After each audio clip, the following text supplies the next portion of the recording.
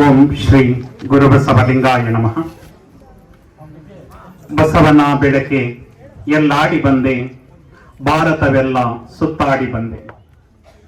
ಬೆವರಿನ ಹನಿಯಲ್ಲಿ ಬೊಮ್ಮವ ತೋರಿಸಿ, ಕಾಯಕದಲ್ಲಿ ಕೈಲಾಸ ತೋರಿಸಿ, ವೃತ್ತಿಯ ಮುಖಕ್ಕೆ ಹೊಸ ಕಳೆ ಬರಸಿ, ಕುಸುವಿನ ಕಿಳ್ಳೆಯ ಕಲಂಕ ಬಿಡಿಸಿ, ದುಡಿಮೆಯ ದೇವರ ದೇಗುಲದಲ್ಲಿ ನರ್ತಿಸಿ ಬಂದೆ, ಕೀರ್ತಿಸಿ ಬಂದೆ. ಬಸವನ ಬೆಳಕೆ ಎಲ್ಲಿಗೆ ಮುಂದೆ, ವಿಶ್ವವೆಲ್ಲವೂ ನನ್ನದೇ ಎಂದೆ. ಕರ್ನಾಟಕದ ಸಾಂಸ್ಕೃತಿಕ ನಾಯಕ ವಿಶ್ವಗುರು ಬಸವಣ್ಣನವರನ್ನ ನಾಡಿನ ಹೆಸರಾಂತ ಕವಿಗಳಾದಂತಹ ಸಿದ್ದಯ್ಯ ಪುರಾಣಿಕರವರು ಸ್ಮರಿಸಿರುವಂತಹ ಈ ಕವಿತೆಯನ್ನ ಸ್ತುತಿಸಿ, ಈ ದಿನ ಮಳವಳ್ಳಿ ಬೆಳದಿಂಗಳ ಶರಣರ ಚಿಂತನ ಮಂಥನ ಸಮಿತಿ ವತಿಯಿಂದ 137ನೇ ಚಿಂತನ ಮಂಥನ ಕಾರ್ಯಕ್ರಮ ನಮ್ಮ ಬಾಚನಹಳ್ಳಿ ಗ್ರಾಮದಲ್ಲಿ ನಡೀತಾ ಇದೆ. ಈ ಒಂದು ಕಾರ್ಯಕ್ರಮದಲ್ಲಿ ದಿವ್ಯ ಸಾನ್ನಿಧ್ಯವನ್ನ ದಯಪಾಲಿಸಿರುವಂತಹ ಪೂಜ್ಯ ಶ್ರೀ ಓಂಕಾರ ಸ್ವಾಮಿಗಳವರಿಗೆ ಭಕ್ತಿಪೂರ್ವಕ ಶರಣಾರ್ಥಿಗಳನ್ನ ಸಮರ್ಪಿಸಿ, ಮೈಸೂರಿನಿಂದ ಈ ಒಂದು ಬಾಚನಹಳ್ಳಿ ಗ್ರಾಮಕ್ಕೆ ನನ್ನನ್ನು ಕರೆಸಿಕೊಂಡಿರುವಂತಹ ಮಳವಳ್ಳಿ ಬೆಳದಿಂಗಳ ಶರಣರ ಚಿಂತನ ಮಂಥನ ಸಮಿತಿಯ ಎಲ್ಲಾ ಪದಾಧಿಕಾರಿಗಳಿಗೆ ಭಕ್ತಿಪೂರ್ವಕ ಶರಣಾರ್ಥಿಗಳನ್ನ ಸಮರ್ಪಿಸಿ, ಕೆಲವು ತಿಂಗಳುಗಳ ಹಿಂದೆ ಹೆಬ್ಬಣಿ ಶ್ರೀ ವಿರಕ್ತ ಮಠದಲ್ಲಿ ನಮಗೂ ಮತ್ತು ಶೈಲೇಂದ್ರ ಅಣ್ಣವ್ರಿಗೂ ಪರಿಚಯ ಆಯಿತು. ವಚನ ಕುಮಾರಸ್ವಾಮಿಯವರೇ ಬರಬೇಕು ಅಂತ ಅವರು ಬಾಚನಹಳ್ಳಿ ಕಾರ್ಯಕ್ರಮವನ್ನ 2 ತಿಂಗಳಿಂದ ಪೋಸ್ಟ್ಪೋನ್ ಮಾಡಿಕೊಂಡಿದ್ದಾರೆ ಅಂತ ಗೊತ್ತಾಯಿತು. ಅವರ ಒಂದು ಅಭಿಮಾನಕ್ಕೆ ನಾನು ಭಕ್ತಿಪೂರ್ವಕ ಶರಣಾರ್ಥಿಗಳನ್ನ ಸಮರ್ಪಿಸಿ, ಈ ಒಂದು ಕಾರ್ಯಕ್ರಮವನ್ನ ಕಣ್ತುಂಬಿಕೊಳ್ಳುತ್ತಿರುವಂತಹ ಮನ ತುಂಬಿಕೊಳ್ಳುತ್ತಿರುವಂತಹ ಗ್ರಾಮದ ಎಲ್ಲ ಗ್ರಾಮಸ್ಥರಿಗೆ, ಅಕ್ಕಪಕ್ಕದ ಗ್ರಾಮಸ್ಥರಿಗೆ, ಇದುವರೆಗೆ ನಿರಂತರವಾಗಿ 1 ಗಂಟೆಯ ಕಾಲ ಭಜನೆಯನ್ನ ಮಾಡುವುದರ ಮುಖಾಂತರ ಪ್ರತಿಯೊಬ್ಬರ ಮನದಂಗಳದಲ್ಲಿ ಭಕ್ತಿ ಸುಧೆಯನ್ನ ಹರಡಿದಂತಹ ಎಲ್ಲ ಭಜನಾ ತಂಡದವರಿಗೆ ನಾನು ಭಕ್ತಿಪೂರ್ವಕ ಶರಣಾರ್ಥಿಗಳನ್ನ ಸಮರ್ಪಿಸುತ್ತೇನೆ. ಎತ್ತಣ ಮಾಮರ ಎತ್ತಣ ಕೋಗಿಲೆ ಎತ್ತನಿಂದೆತ್ತ ಸಂಬಂಧವಯ್ಯ, ಬೆಟ್ಟದ ಮೇಲಿನ ನೆಲ್ಲಿಯ ಕಾಯಿ ಸಮುದ್ರದೊಳಗಣ ಉಪ್ಪು ಎತ್ತನಿಂದೆತ್ತ ಸಂಬಂಧವಯ್ಯ, ಗುಹೇಶ್ವರ ಲಿಂಗಕ್ಕೂ ಎನಗೂ ಎತ್ತನಿಂದೆತ್ತ ಸಂಬಂಧವಯ್ಯ. ಎತ್ತಣ ಚಾಮನಹಳ್ಳಿ, ಎತ್ತಣ ಬಾಚನಹಳ್ಳಿ, ಅಂದ್ರೆ ನನ್ನ ಮೂಲ ಗ್ರಾಮ ಚಾಮನಹಳ್ಳಿ ಉಂಡಿ ಅಂತ, ಹೆಗ್ಗರದೇವನಕೋಟೆ ತಾಲೂಕಿನ ಒಂದು ಕುಗ್ರಾಮ. ಇದೇ ರೀತಿ ಅದುವೆ ಎತ್ತಣ ಬಾಚನಹಳ್ಳಿ, ಬಾಚನಹಳ್ಳಿ ಗ್ರಾಮ ಮಳವಳ್ಳಿದು. ಎತ್ತನಿಂದೆತ್ತ ಸಂಬಂಧವಯ್ಯ ಅನ್ನೋದನ್ನ ಹೇಳ್ತಾರೆ. ಎತ್ತಣ ಮಾಮರ ಎತ್ತಣ ಕೋಗಿಲೆ, ಮಾವಿನ ಮರ ಎಲ್ಲಿರುತ್ತೋ ಕೋಗಿಲೆ ಎಲ್ಲಿರುತ್ತೋ. ವಸಂತ ಕಾಲ ಬಂದಾಗ ಆ ಮಾವಿನ ಮರಕ್ಕೆ ಬಂದು ಕೋಗಿಲೆ ಆ ಮಾವಿನ ಚಿಗುರನ್ನ ತಿಂದಾಗ ಅದರ ಧ್ವನಿ ಕಂಠ ಭರಿತ ಆಗುತ್ತೆ ಅನ್ನೋದು ವಾಡಿಕೆ. ಅಂದ್ರೆ ವಸಂತ ಕಾಲ ಅವೆರಡನ್ನು ಕೂಡ ಒಂದು ಮಾಡುತ್ತೆ. ಆಮೇಲೆ ಸಮುದ್ರದೊಳಗಣ ಉಪ್ಪು, ಬೆಟ್ಟದ ಮೇಲಿನ ನೆಲ್ಲಿಯ ಕಾಯಿ, ಇವು ಎಲ್ಲೆಲ್ಲಿ ಅಜಗಜಾಂತರ ವ್ಯತ್ಯಾಸ. ಬೆಟ್ಟ ಎಲ್ಲಿದೆ, ಸಮುದ್ರ ಎಲ್ಲಿದೆ, ಅವೆರಡನ್ನು ಒಂದು ವಸ್ತು ಒಂದು ಮಾಡುತ್ತೆ. ಯಾವುದು? ನಿಮ್ಮ ಮನೆಯಲ್ಲಿ ರುಚಿಗೆ ತೆಗೆದುಕೊಳ್ಳುವಂತಹ ಉಪ್ಪಿನಕಾಯಿ. ಹಾಗೆ ನಾವು ಯಾರೋ ನೀವು ಯಾರೋ, ಈ ಬೆಳದಿಂಗಳ ಶರಣರ ಚಿಂತನ ಮಂಥನ ಸಮಿತಿ ನಮ್ಮೆಲ್ಲರನ್ನು ಕೂಡ ಒಂದು ಮಾಡಿದೆ. ಈ ಒಂದು ಮಾಡಿರುವಂತಹ ಸಮಾರಂಭದಲ್ಲಿ ಈಗಾಗಲೇ ನಮ್ಮ ಟೈಮ್ ಲಿಮಿಟ್ ಅನ್ನ ಕೊಟ್ಟುಬಿಟ್ಟಿದ್ದಾರೆ. ಯಾರೋ ನಮ್ಮ ಮಲ್ಲೇಶಣ್ಣವರು 9:15 ಕಾರ್ಯಕ್ರಮ ಮುಗಿಸಬೇಕು. ಅದರಲ್ಲಿ ನನ್ನ ಉಪನ್ಯಾಸವೂ ಮುಗಿಬೇಕು, ಸ್ವಾಮೀಜಿಗಳ ಆಶೀರ್ವಚನವೂ ಕೂಡ ಅದಕ್ಕೆ ಮುಗಿಬೇಕಾಗಿರೋದ್ರಿಂದ ಆ ಸಮಯಕ್ಕೆ ಸರಿಯಾಗಿ ನಾವು ಒಂದು ಉಪನ್ಯಾಸದ ಕೆಲವು ವಿಚಾರಗಳನ್ನ ಚಿಂತನ ಮಂಥನ ಮಾಡಿ, ನಮಗೆ ಕಿವಿಯಾರ ಕೇಳೋದಕ್ಕಿಂತ ಆಲಿಸಿ ಅಂತ ಹೇಳೋಣ, ಆಲಿಸಿ ಅದನ್ನ ಹೃದಯ ಬಿಟ್ಟು ಆಚರಿಸಿದಾಗ ವಿಶೇಷವಾದಂತಹ ಒಂದು ಪ್ರಭೆ ಉಂಟಾಗುತ್ತೆ. ಈಗಾಗಲೇ ಸ್ವಾಗತವನ್ನ ಮಾಡಿದಂತಹ ನಮ್ಮ ಯುವಕರು ವಿಶೇಷವಾಗಿ ಈ ಗ್ರಾಮದಲ್ಲಿ ನಡೆಯುತ್ತಿರುವಂತಹ ವಿಶೇಷವಾದಂತಹ ಕಾರ್ಯಕ್ರಮ ಯಶಸ್ವಿಯಾಗಿದೆ ಅಂತ ಸ್ವಾಗತದ ನುಡಿಯಲ್ಲೇ ಹೇಳ್ಬಿಟ್ಟಿದ್ದಾರೆ.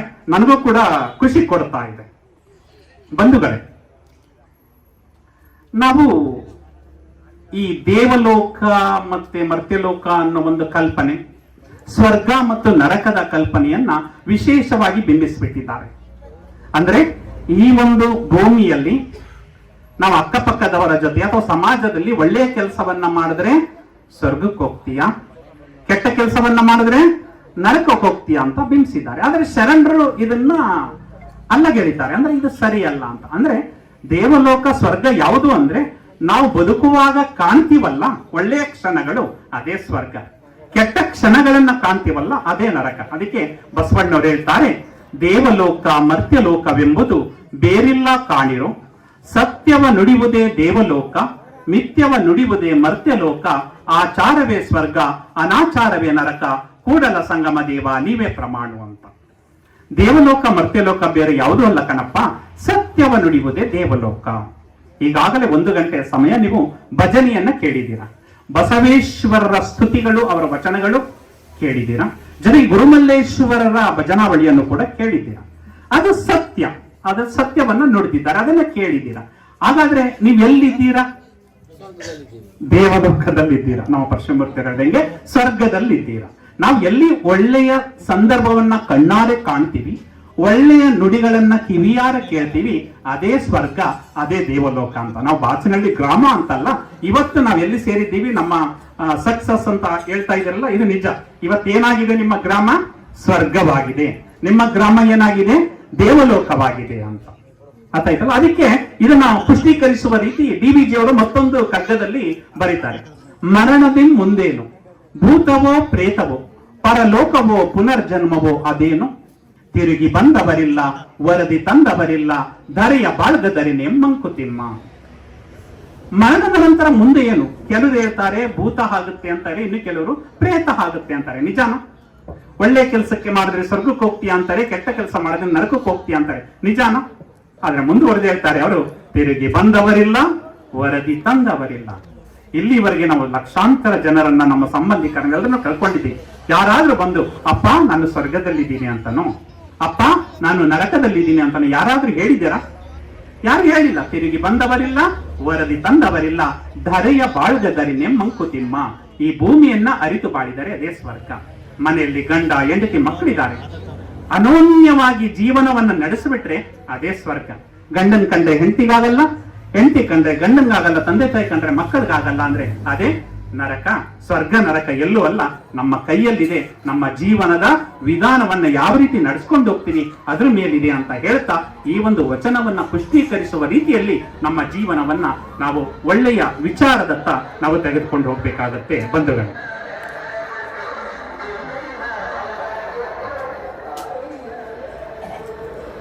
ಅಲ್ಲೂ ಕೂಡ ಭಕ್ತಿಗೀತೆ ಮಳುಗ್ತಾ ಇದೆ.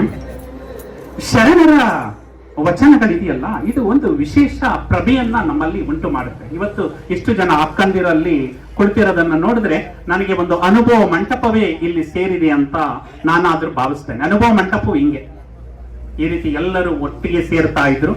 ಒಬ್ಬರು ಯಾರಾದ್ರೂ ಒಂದು ವಚನವನ್ನ ಮಂಡನೆ ಮಾಡಿದಾಗ ಆ ವಚನ ಅದು ಅನುಮೋದನೆ ಆಗ್ತಾ ಇತ್ತು. ಹಾಗೆ ಇಲ್ಲಿ ಈ ಕಡೆ ಎಲ್ಲ ಕುಳಿತಿರೋದು ನೋಡಿದ್ರೆ ಅನುಭವ ಮಂಟಪ. ಈ ಅನುಭವ ಮಂಟಪ ಅನ್ನೋದು ಬಸವ ಕಲ್ಯಾಣದಲ್ಲಿ 106 ಕೋಟಿಯಲ್ಲಿ ಅದು ರಚನೆ ಆಗ್ತಾ ಇದೆ. ಇನ್ನು ಕೇವಲ 6 ತಿಂಗಳಲ್ಲಿ ಅದು ಬರುತ್ತೆ. ದಯಮಾಡಿ ನೀವು ಒಂದು ಸಲ ಹೋಗಿ ಬಸವ ಕಲ್ಯಾಣ ನೋಡಿ ಬನ್ನಿ, ಕೂಡಲ ಸಂಗಮ ನೋಡಿ ಬನ್ನಿ, ಬಸವನ ಭಾಗ್ಯವಾಡಿ ನೋಡಿ ಬನ್ನಿ. ಲಿಂಗಾಯತರಾದಂಥವರು ಶರಣರ ಜನ್ಮಸ್ಥಳ, ಶರಣರ ಕಾರ್ಯಕ್ಷೇತ್ರ, ಶರಣರ ಐಕ್ಯ ಸ್ಥಳಗಳನ್ನು ನೋಡಿದಾಗ ಮಾತ್ರ ನಮ್ಮ ಜೀವನ ಸಾರ್ಥಕ ಆಗುತ್ತೆ. ಬೇರೆ ಸ್ಥಳಗಳನ್ನು ನೋಡಿದ್ರೆ ಸಾರ್ಥಕ ಆಗೋದಿಲ್ಲ. ಶರಣರ ಪವಿತ್ರವಾದ ಸ್ಥಳಗಳಿಗೆ ಭೇಟಿ ಕೊಟ್ಟು ಬರೋಣ ಅಂತ ಈ ಸಂದರ್ಭದಲ್ಲಿ ನಾನು ಹೇಳುತ್ತಾ, ಬಂಧುಗಳೇ, ಈಗ ಇಂಟರ್ನೆಟ್ ತುಂಬಾ ಅಭಿವೃದ್ಧಿ ಹೊಂದಿದೆ. ಇವತ್ತು ನಾನಿಲ್ಲಿ ಮಾತಾಡ್ತಾ ಇದ್ದೀನಿ ಅಂದ್ರೆ ಯಾರಾದ್ರೂ ನನ್ನ ಒಂದು ಮಾತಾಡುವಂತಹ ಒಂದು ಚಿತ್ರವನ್ನ ಫೋಟೋ ಹೊಡೆದು ಅದನ್ನ ಫೇಸ್ಬುಕ್, ಯೂಟ್ಯೂಬ್ಗೋ ಅಥವಾ ವಾಟ್ಸಾಪ್ಗೋ ಹಾಕಿದ್ರೆ ಇಲ್ಲಿ ನಡೀತಾ ಇದೆ ಕಾರ್ಯಕ್ರಮ, ಅಮೆರಿಕಾದವ್ರು ನೋಡ್ಬೋದು, ಆಸ್ಟ್ರೇಲಿಯಾದಲ್ಲಿ ನೋಡ್ಬೋದು, ಜಪಾನ್ ನಲ್ಲಿ ನೋಡ್ಬೋದು, ಎಲ್ಲಿ ಬೇಕಾದ್ರೂ ನೋಡ್ಬೋದು. ಇದು 21ನೇ ಶತಮಾನ. ಆದ್ರೆ ನಾನು ಹೇಳ್ತಾ ಇರೋದು 12ನೇ ಶತಮಾನದ ಬಗ್ಗೆ. 12ನೇ ಶತಮಾನದಲ್ಲಿ ಯಾವುದೇ ಮೊಬೈಲ್ ಇಲ್ಲ, ಫೇಸ್ಬುಕ್ ಇಲ್ಲ, ವಾಟ್ಸಾಪ್ ಇಲ್ಲ, ಇನ್ಸ್ಟಾಗ್ರಾಮ್ ಇಲ್ಲ, ಯಾವುದೂ ಇಲ್ಲ. ಆದ್ರೂ ಬಸವಣ್ಣನವರ ಕಾಯಕ, ದಾಸೋಹ ಮತ್ತು ಇಷ್ಟಲಿಂಗ ತತ್ವವನ್ನ ಒಪ್ಪಿ ಅಪ್ಪಿ, ಎಲ್ಲಿಂದ ಅಂದ್ರೆ ಕಾಶ್ಮೀರದಿಂದ ಅರಸರಾಗಿದ್ದಂತಹ ಮೋಳಿಗೆ ಮಾರಯ್ಯ ಮತ್ತು ಮೋಳಿಗೆ ಮಹದೇವರು ಬರ್ತಾರೆ. ಆಫ್ಘಾನಿಸ್ತಾನ ಅಂತ ಬೇರೆ ದೇಶ, ಅಲ್ಲಿಂದ ಮರುಳ ಶಂಕರ ದೇವರು ಬರ್ತಾರೆ. ಈ ಕಡೆ ತಮಿಳುನಾಡಿನಿಂದ ಮಾದಾರ ಚೆನ್ನಯ್ಯ ಬರ್ತಾರೆ. ಆಂಧ್ರ ಪ್ರದೇಶದಿಂದ ಉರಿಲಿಂಗ ದೇವ ಮತ್ತು ಉರಿಲಿಂಗ ಪೆದ್ದಿಯವರು ಬರ್ತಾರೆ. ಈ ಕಡೆ ಮಹಾರಾಷ್ಟ್ರದಿಂದ ಸಿದ್ದರಾಮೇಶ್ವರರು ಬರ್ತಾರೆ. ಹೀಗೆ ಬೇರೆ ಬೇರೆ ಕಡೆಯಿಂದ ಎಷ್ಟು ಶರಣರು ಬರ್ತಾರೆ ಅಂದ್ರೆ 1,96,000 ಶರಣರು ಬಂದು ನಮ್ಮ ಬಸವ ಕಲ್ಯಾಣದ ಮಹಾಮನೆಯಲ್ಲಿ ನೆಲೆ ನಿಲ್ತಾರೆ. ಅಂದ್ರೆ ಬಸವಣ್ಣನವರ ಫೇಸ್ ವ್ಯಾಲ್ಯೂ ಎಷ್ಟಿತ್ತು ಅಂತ ನಾವು ಅರ್ಥ ಮಾಡ್ಕೊಳ್ಬೇಕಾಗತ್ತೆ. ಅರ್ಥ ಆಯ್ತಲ್ಲ? ನಾವ್ ಯಾವ್ದಾದ್ರು ಒಂದು ಫೋಟೋ ಹಾಕ್ಬಿಟ್ರೆ 100 ಜನ ಲೈಕ್ ಮಾಡಿದ್ರೆ ಅದೇ ನನ್ಗೆ ತುಂಬಾ ಹೆಚ್ಚುಗಾರಿಕೆ ಅಂತ ಹೆಮ್ಮೆಯಿಂದ ಹೇಳ್ಕೊತೀವಿ. ಆದ್ರೆ ಬಸವಣ್ಣನವರ ಫೇಸ್ ವ್ಯಾಲ್ಯೂ ಎಷ್ಟಿತ್ತು ಅಂದ್ರೆ ಅವರನ್ನ ನೋಡಿ 1,96,000 ಶರಣರು. ಅನುಭವ ಮಂಟಪದಲ್ಲಿ 770 ಅಮರ ಗಣಗಳು ಅಲ್ಲಿ ಚರ್ಚೆಯಲ್ಲಿ ಕುಳಿತುಕೊಳ್ತಾ ಇದ್ರು. ಅಂದ್ರೆ ಅವರ ಒಂದು ತತ್ವ ಯಾವ ರೀತಿ ಇತ್ತು ಅನ್ನೋದನ್ನ ನಾವು ಅರ್ಥ ಮಾಡ್ಕೊಳ್ಬೇಕಾಗತ್ತೆ. ಅದಕ್ಕೆ ನಮ್ಮ ವಿಶೇಷವಾದಂತಹ ಬಸವಣ್ಣನವರನ್ನ ಹೇಳ್ತಾರೆ ಬಹುರೂಪಿ ಚೌಡಯ್ಯ ಅಂತ ಅವರ ಸಮಕಾಲೀನರು. ಅವರು ಪ್ರತಿಯೊಂದು ವಚನದಲ್ಲಿ ಬಸವಣ್ಣನಿಂದ ಬದುಕಿತಿ ಲೋಕವಿಲ್ಲ ಅನ್ನೋ ಒಂದು ವಚನವನ್ನ ಉದ್ಗಾರ ಮಾಡ್ತಾರೆ. ಅಂದ್ರೆ ಬಸವಣ್ಣನಿಂದ ಈ ಲೋಕವೇ ಬದುಕಿತು ಅಂತ. ಯಾಕೆ ಆ ರೀತಿ ಹೇಳ್ತಾರೆ ಅಂದ್ರೆ 12ನೇ ಶತಮಾನದವರೆಗೆ ಒಂದು ವಾಕ್ಯ ಇರುತ್ತೆ, ಆಶೀರ್ವಾದ ವಾಕ್ಯ. ಆ ವಾಕ್ಯ ಏನು ಅಂದ್ರೆ ಸರ್ವೇ ಜನ ಸುಖಿನೋ ಭವಂತು ಅಂತ. ಇದು ಆಶೀರ್ವಾದ ವಾಕ್ಯ. ಆದ್ರೆ ಬಸವಣ್ಣವರು ಬಂದ ಮೇಲೆ ಆ ವಾಕ್ಯವನ್ನ ಮೀರುವಂತಹ ಒಂದು ವಚನವನ್ನ ಕೊಡ್ತಾರೆ. ಅದೇ ಸಕಲ ಜೀವಾತ್ಮರಿಗೆ ಲೇಸನೆ ಬಯಸುವ ಕುಲಜರೇ ಶರಣರು ಅಂತ. ಕೇವಲ ಮನುಷ್ಯರು ಸುಖವಾಗಿದ್ರು ಸಾಕಾಗಲ್ಲ, ಇಡೀ ಎಲ್ಲ ಪ್ರಾಣಿಗಳು, ಪ್ರಪಂಚದಲ್ಲಿರುವಂತಹ ಎಲ್ಲಾ ಜೀವಿಗಳು ಕೂಡ ಪ್ರತಿಯೊಂದು ಕೂಡ ಕ್ಷೇಮವಾಗಿರ್ಬೇಕು, ಆರೋಗ್ಯವಾಗಿರ್ಬೇಕು, ಸಕಲ ಜೀವಾತ್ಮರಿಗೆ ಲೇಸನ್ನೇ ಬಯಸಬೇಕು ಅಂತ ಹೇಳದ್ರಿಂದ ಬಸವಣ್ಣನವರಿಂದ ಬದುಕಿತಿ ಲೋಕವೆಲ್ಲ. ಕೇವಲ ಮನುಷ್ಯರು ಬದುಕಲಿಲ್ಲ, ಇಡೀ ಪ್ರತಿಯೊಂದು ಜೀವಿಯೂ ಕೂಡ ಬದುಕ್ತು ಅಂತ ಬಹುರೂಪಿ ಚೌಡಯ್ಯನವರು ಹೇಳ್ತಾರಲ್ಲ, ಅದು ಒಂದು ವಿಶೇಷವಾದಂತಹ ಕಲೆ. ಬಸವಣ್ಣನವರು ಹೇಳುವಂತಹ ವಚನಗಳಿದೆಯಲ್ಲ, ಈ ವಚನಗಳು ಪ್ರತಿಯೊಬ್ಬರಲ್ಲೂ ಕೂಡ ಒಂದು ಆಧ್ಯಾತ್ಮಿಕ ಪ್ರಭೆಯನ್ನ ಉಂಟು ಮಾಡುತ್ತೆ. ಮತ್ತೆ ನಮ್ಮ ಒಂದು ಒಳಗಣ್ಣನ್ನ ತೆರೆಸೋದಿಕ್ಕೆ ಅನುಕೂಲವನ್ನ ಮಾಡುತ್ತೆ.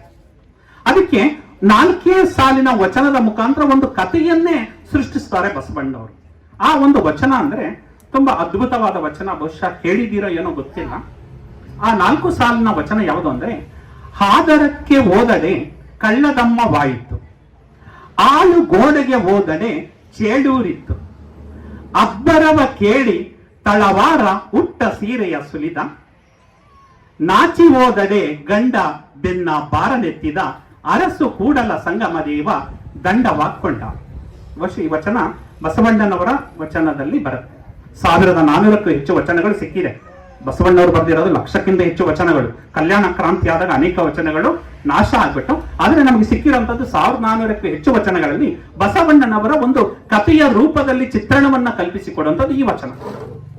ಇದರ ಅರ್ಥವನ್ನ ಹೇಳ್ತೇನೆ. ಹಾದರಕ್ಕೆ ಹೋದಡೆ ಕಳ್ಳದಮ್ಮವಾಯಿತು ಅಂತ. ಹಾದರ ಅಂದ್ರೆ ಕೆಟ್ಟ ಕೆಲಸವನ್ನ ಮಾಡುವಂತ ಒಬ್ಬ ಹೆಂಗಸು.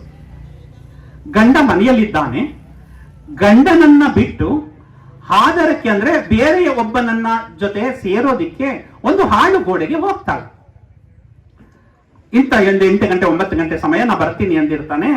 ಆ ಹೆಂಗಸು, ಆ ಅನೈತಿಕ ಸಂಬಂಧವನ್ನ ಇಟ್ಟುಕೊಂಡಿರುವಂತ ಹೆಂಗಸು ಆ ಹಾಳು ಗೋಡೆಗೆ ಹೋಗ್ತಾಳೆ. ಅಲ್ಲಿ ಹೋದ್ರೆ ಆದರಕ್ಕೆ ಹೋದರೆ ಕಳ್ಳದಮ್ಮವಾಯಿತು ಅಂತ. ಕಳ್ಳದಮ್ಮ ಅಂದ್ರೆ ಹಿಡಿದ ಹೋದ ನಾಣ್ಯ ಅಂತ, ಹಿಡಿಯಲ್ಲ ಅಂತ, ಕೋಟ ನೋಟು ಅಂತ ಏನ್ ಕರಿತೀವಿ ಅದು. ನಾವು ಯಾವಾಗ ಅನೈತಿಕ ಕೆಲಸಕ್ಕೆ ಕೈ ಹಾಕ್ತೀವಿ ಆಗ ನಾವು ಹಿಡಿದ ಹೋದ ನಾಣ್ಯ ಹಾಕ್ತೀವಿ. ಚಲಾವಣೆಯಲ್ಲಿ ನಾಣ್ಯ ಬರೋದಿಲ್ಲ, ಯಾರನ್ನು ನಮ್ಮನ್ನ ಅಷ್ಟು ಚೆನ್ನಾಗಿ ಮಾತನಾಡಿಸೋದಿಲ್ಲ. ಹಾಗೆ ಆದರಕ್ಕೆ ಹೋದರೆ ಕಳ್ಳದಮ್ಮವ, ಕೆಟ್ಟ ಕೆಲಸವನ್ನು ಯಾವಾಗ ಮಾಡ್ತೀವಿ ಆಗ ನಾವು ಹಿಡಿದೇ ಹೋದ ನಾಣ್ಯ ಹಾಕ್ತೀವಿ. ಆಗ ಅವಳು ಎಲ್ಲಿಗೆ ಹೋಗ್ತಾಳೆ? ಹಾಳು ಗೋಡೆಗೆ ಹೋಗ್ತಾಳೆ. ಆ ಇನಿಯ ಆ ಪ್ರಿಯಕರ ಅಲ್ಲಿಗೆ ಬರ್ತಾನೆ. ಬಂದಾಗ ಅವಳು ಕೂಡ ಹೋಗ್ತಾಳೆ. ಹೋಗಿ ಗೋಡೆಯನ್ನ ಒರಗಿಕೊಳ್ತಾಳೆ. ಹಾಳು ಗೋಡೆ, ಅದು ಪಾಳು ಬಿದ್ದಿರುತ್ತೆ. ಆ ಹಾಳು ಗೋಡೆಯನ್ನ ಒರಗಿಕೊಂಡ ತಕ್ಷಣ ಆಳು ಗೋಡೆಗೆ ಹೋದಡೆ ಚೇಳೂರಿತ್ತು. ಆಳು ಗೋಡೆಯಲ್ಲಿರುವಂತಹ ಚೇಳು ಅವಳನ್ನು ಕಚ್ಚಿಬಿಡುತ್ತೆ. ಕಚ್ಚಿದ ತಕ್ಷಣ ಚೇಳು ಏನಾಗಿರುತ್ತೆ? ಉರಿ ಆಗ್ಬಿಡುತ್ತೆ. ಆ ದೇಹವೇ ಇಡೀ ಉರಿ ಉರಿ ಅಂತ ಕೂಗ್ತಾಳೆ, ಜೋರಾಗಿ ಕಿರ್ಚ್ಕೊಂಡ್ಬಿಡ್ತಾಳೆ. ಕಿರ್ಚ್ಕೊಂಡ ತಕ್ಷಣ ಆ ಇನಿಯ ಯಾರಾದ್ರೂ ನನ್ನನ್ನ ಹಿಡ್ಕೊಂಡು ಬಿಡ್ತಾರೆ ಅಂತ ಅವಳನ್ನ ಬಿಟ್ಟು ಓಡಿ ಬಿಡ್ತಾನೆ. ಅನೈತಿಕ ಮಾರ್ಗ ಆದ್ರೆ ಹಿಂಗೆ ಓಡ್ಬೇಕಾಗತ್ತೆ. ಆಳು ಗೋಡೆಗೆ ಹೋದಡೆ ಚೇಳು ಕಚ್ಚಿಬಿಡ್ತು. ಕಚ್ಚಿದಾಗ ಜೋರಾಗಿ ಕಿರ್ಚ್ಕೊಂಡ್ಲಲ್ಲ, ಆಗ ಆ ಊರನ್ನ ಒಬ್ಬ ತಳವಾರ ಕಾಯ್ತಾ ಇರ್ತಾನೆ, ಕಾವಲುಗಾರ. ಆ ಕಾವಲುಗಾರ ಯಾರೋ ಕಳ್ಳರು ಬಂದಿರ್ಬೋದೋ ಏನೋ ಅಂತ ಆ ಧ್ವನಿಯನ್ನೇ ಅನುಕರಿಸಿ ಓಡಿ ಬರ್ತಾನೆ. ಓಡಿ ಬಂದು ಆ ಆಳು ಗೋಡೆಯ ಹತ್ರ ಬರ್ತಾನೆ. ಬಂದಾಗ ಈ ಅಮ್ಮ ನಿಂತಿದ್ದಾಳೆ.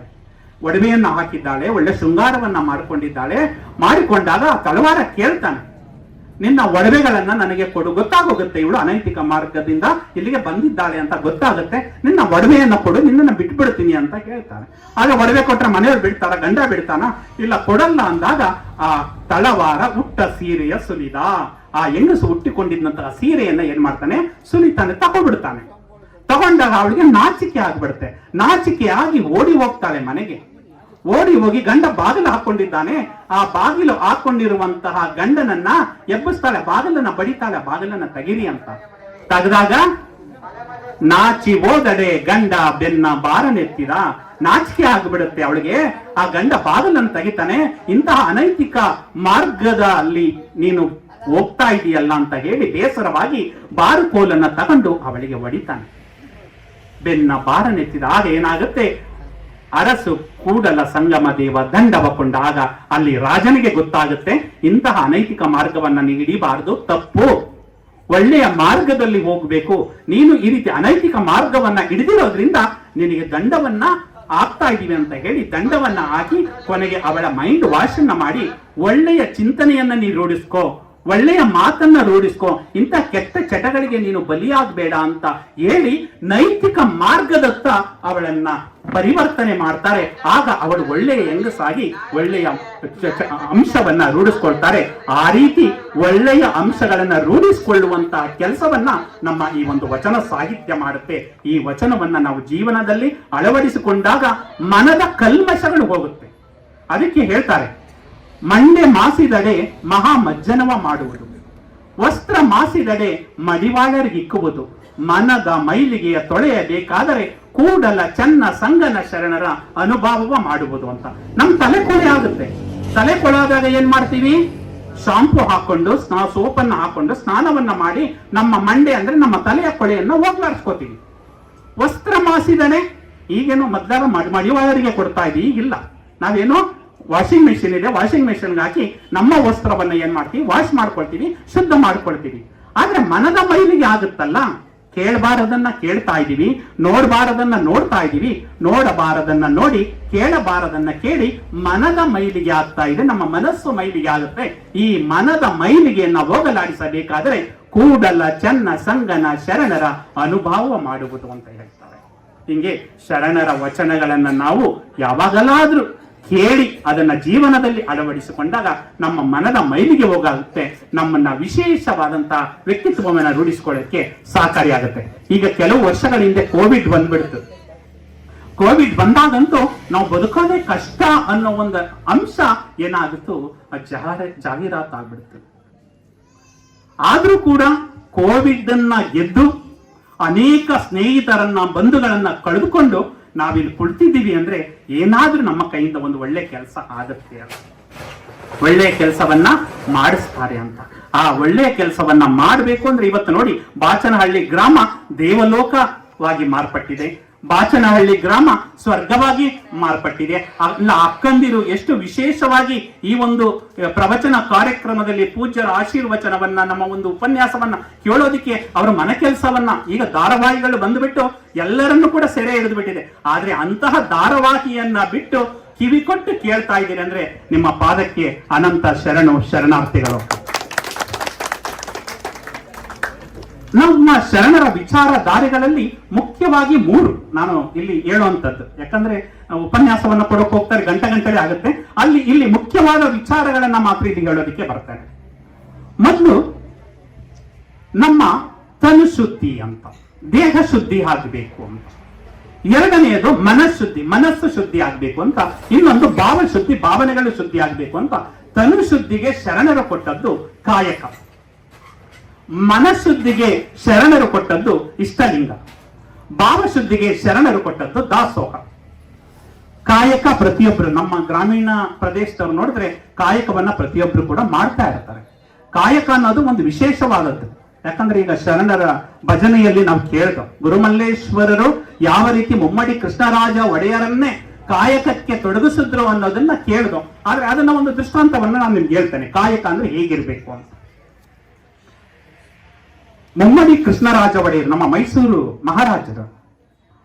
ಆ ಸಂದರ್ಭದಲ್ಲಿ ನಮ್ಮ ಗುರುಮಲ್ಲೇಶ್ವರರು ಹೋಗಿದ್ದೀನಿ ಅಂತ ಅನ್ಕೊಂಡಿದ್ದೇನೆ. ದೇವನೂರಲ್ಲಿ ಐಕ್ಯ ಸ್ಥಳ ಇದೆ ಆ ಗುರುಮಲ್ಲೇಶ್ವರರದು. ಪೂಜ್ಯ ಗುರುಮಲ್ಲೇಶ್ವರರು ಶಿವಮೊಗ್ಗ ಜಿಲ್ಲೆ, ಈಗ ದಾವಣಗೆರೆ ಜಿಲ್ಲೆಗೆ ಸೇರಿದೆ, ಸವಳಂಗ ಅಂತ. ಅಲ್ಲಿ ಹುಟ್ಟಿ ಮೈಸೂರಲ್ಲಿ ಬಂದು ಮೈಸೂರಲ್ಲಿ ಅನೇಕ ವರ್ಷಗಳ ಕಾಲ ಅಲ್ಲಿ ಭಕ್ತಿಯ ಬೆಳೆಯನ್ನ ಬೆಳೆದು ನಂತರ ದೇವನೂರಿಗೆ ಹೋಗಿ ಐಕ್ಯರಾಗ್ತಾರೆ. ನಮ್ಮ ಈ ಮುಮ್ಮಡಿ ಕೃಷ್ಣರಾಜ ಒಡೆಯರಿಗೆ ಗುರುಮಲ್ಲೇಶ್ವರರ ಒಂದು ಭಕ್ತಿ, ಅವರ ಒಂದು ಅಂಶಗಳು ಗೋಚರ ಆಗುತ್ತೆ ಗುರು ಅಂದ್ರೆ ಹೇಗಿರ್ಬೇಕು ಅಂತ. ಯಾಕಂದ್ರೆ ಈ ಗುರುಮಲ್ಲೇಶ್ವರರು ಹೇಗಿದ್ರು ಅಂದ್ರೆ ಬಸವಾದಿ ಪ್ರಮತರ ತತ್ವಗಳನ್ನು ಜೀವನದಲ್ಲಿ ಅಳವಡಿಸಿಕೊಂಡು ಅದೇ ರೀತಿ ಭಕ್ತ. ಅದರಲ್ಲಿ ಹೇಗಿತ್ತು ಅಂದ್ರೆ ನಮ್ಮ ಮೈಸೂರಿನ ಕೆ.ಸಿ. ಶಿವಪ್ಪ ಅಂತ ಇದ್ದಾರೆ. ಬಸವ ತತ್ವವನ್ನು ಯಾವ ರೀತಿ ರೂಢಿಸಿಕೊಂಡಿದ್ರು ನಮ್ಮ ಗುರುಮಲ್ಲೇಶ್ವರರು ಅಂದ್ರೆ, ಅವರು ಕೆ.ಸಿ. ಶಿವಪ್ಪ ಅವರು 4 ಸಾಲಿನ ಚೌಪದಿಯಲ್ಲಿ ಬರುತ್ತಾರೆ.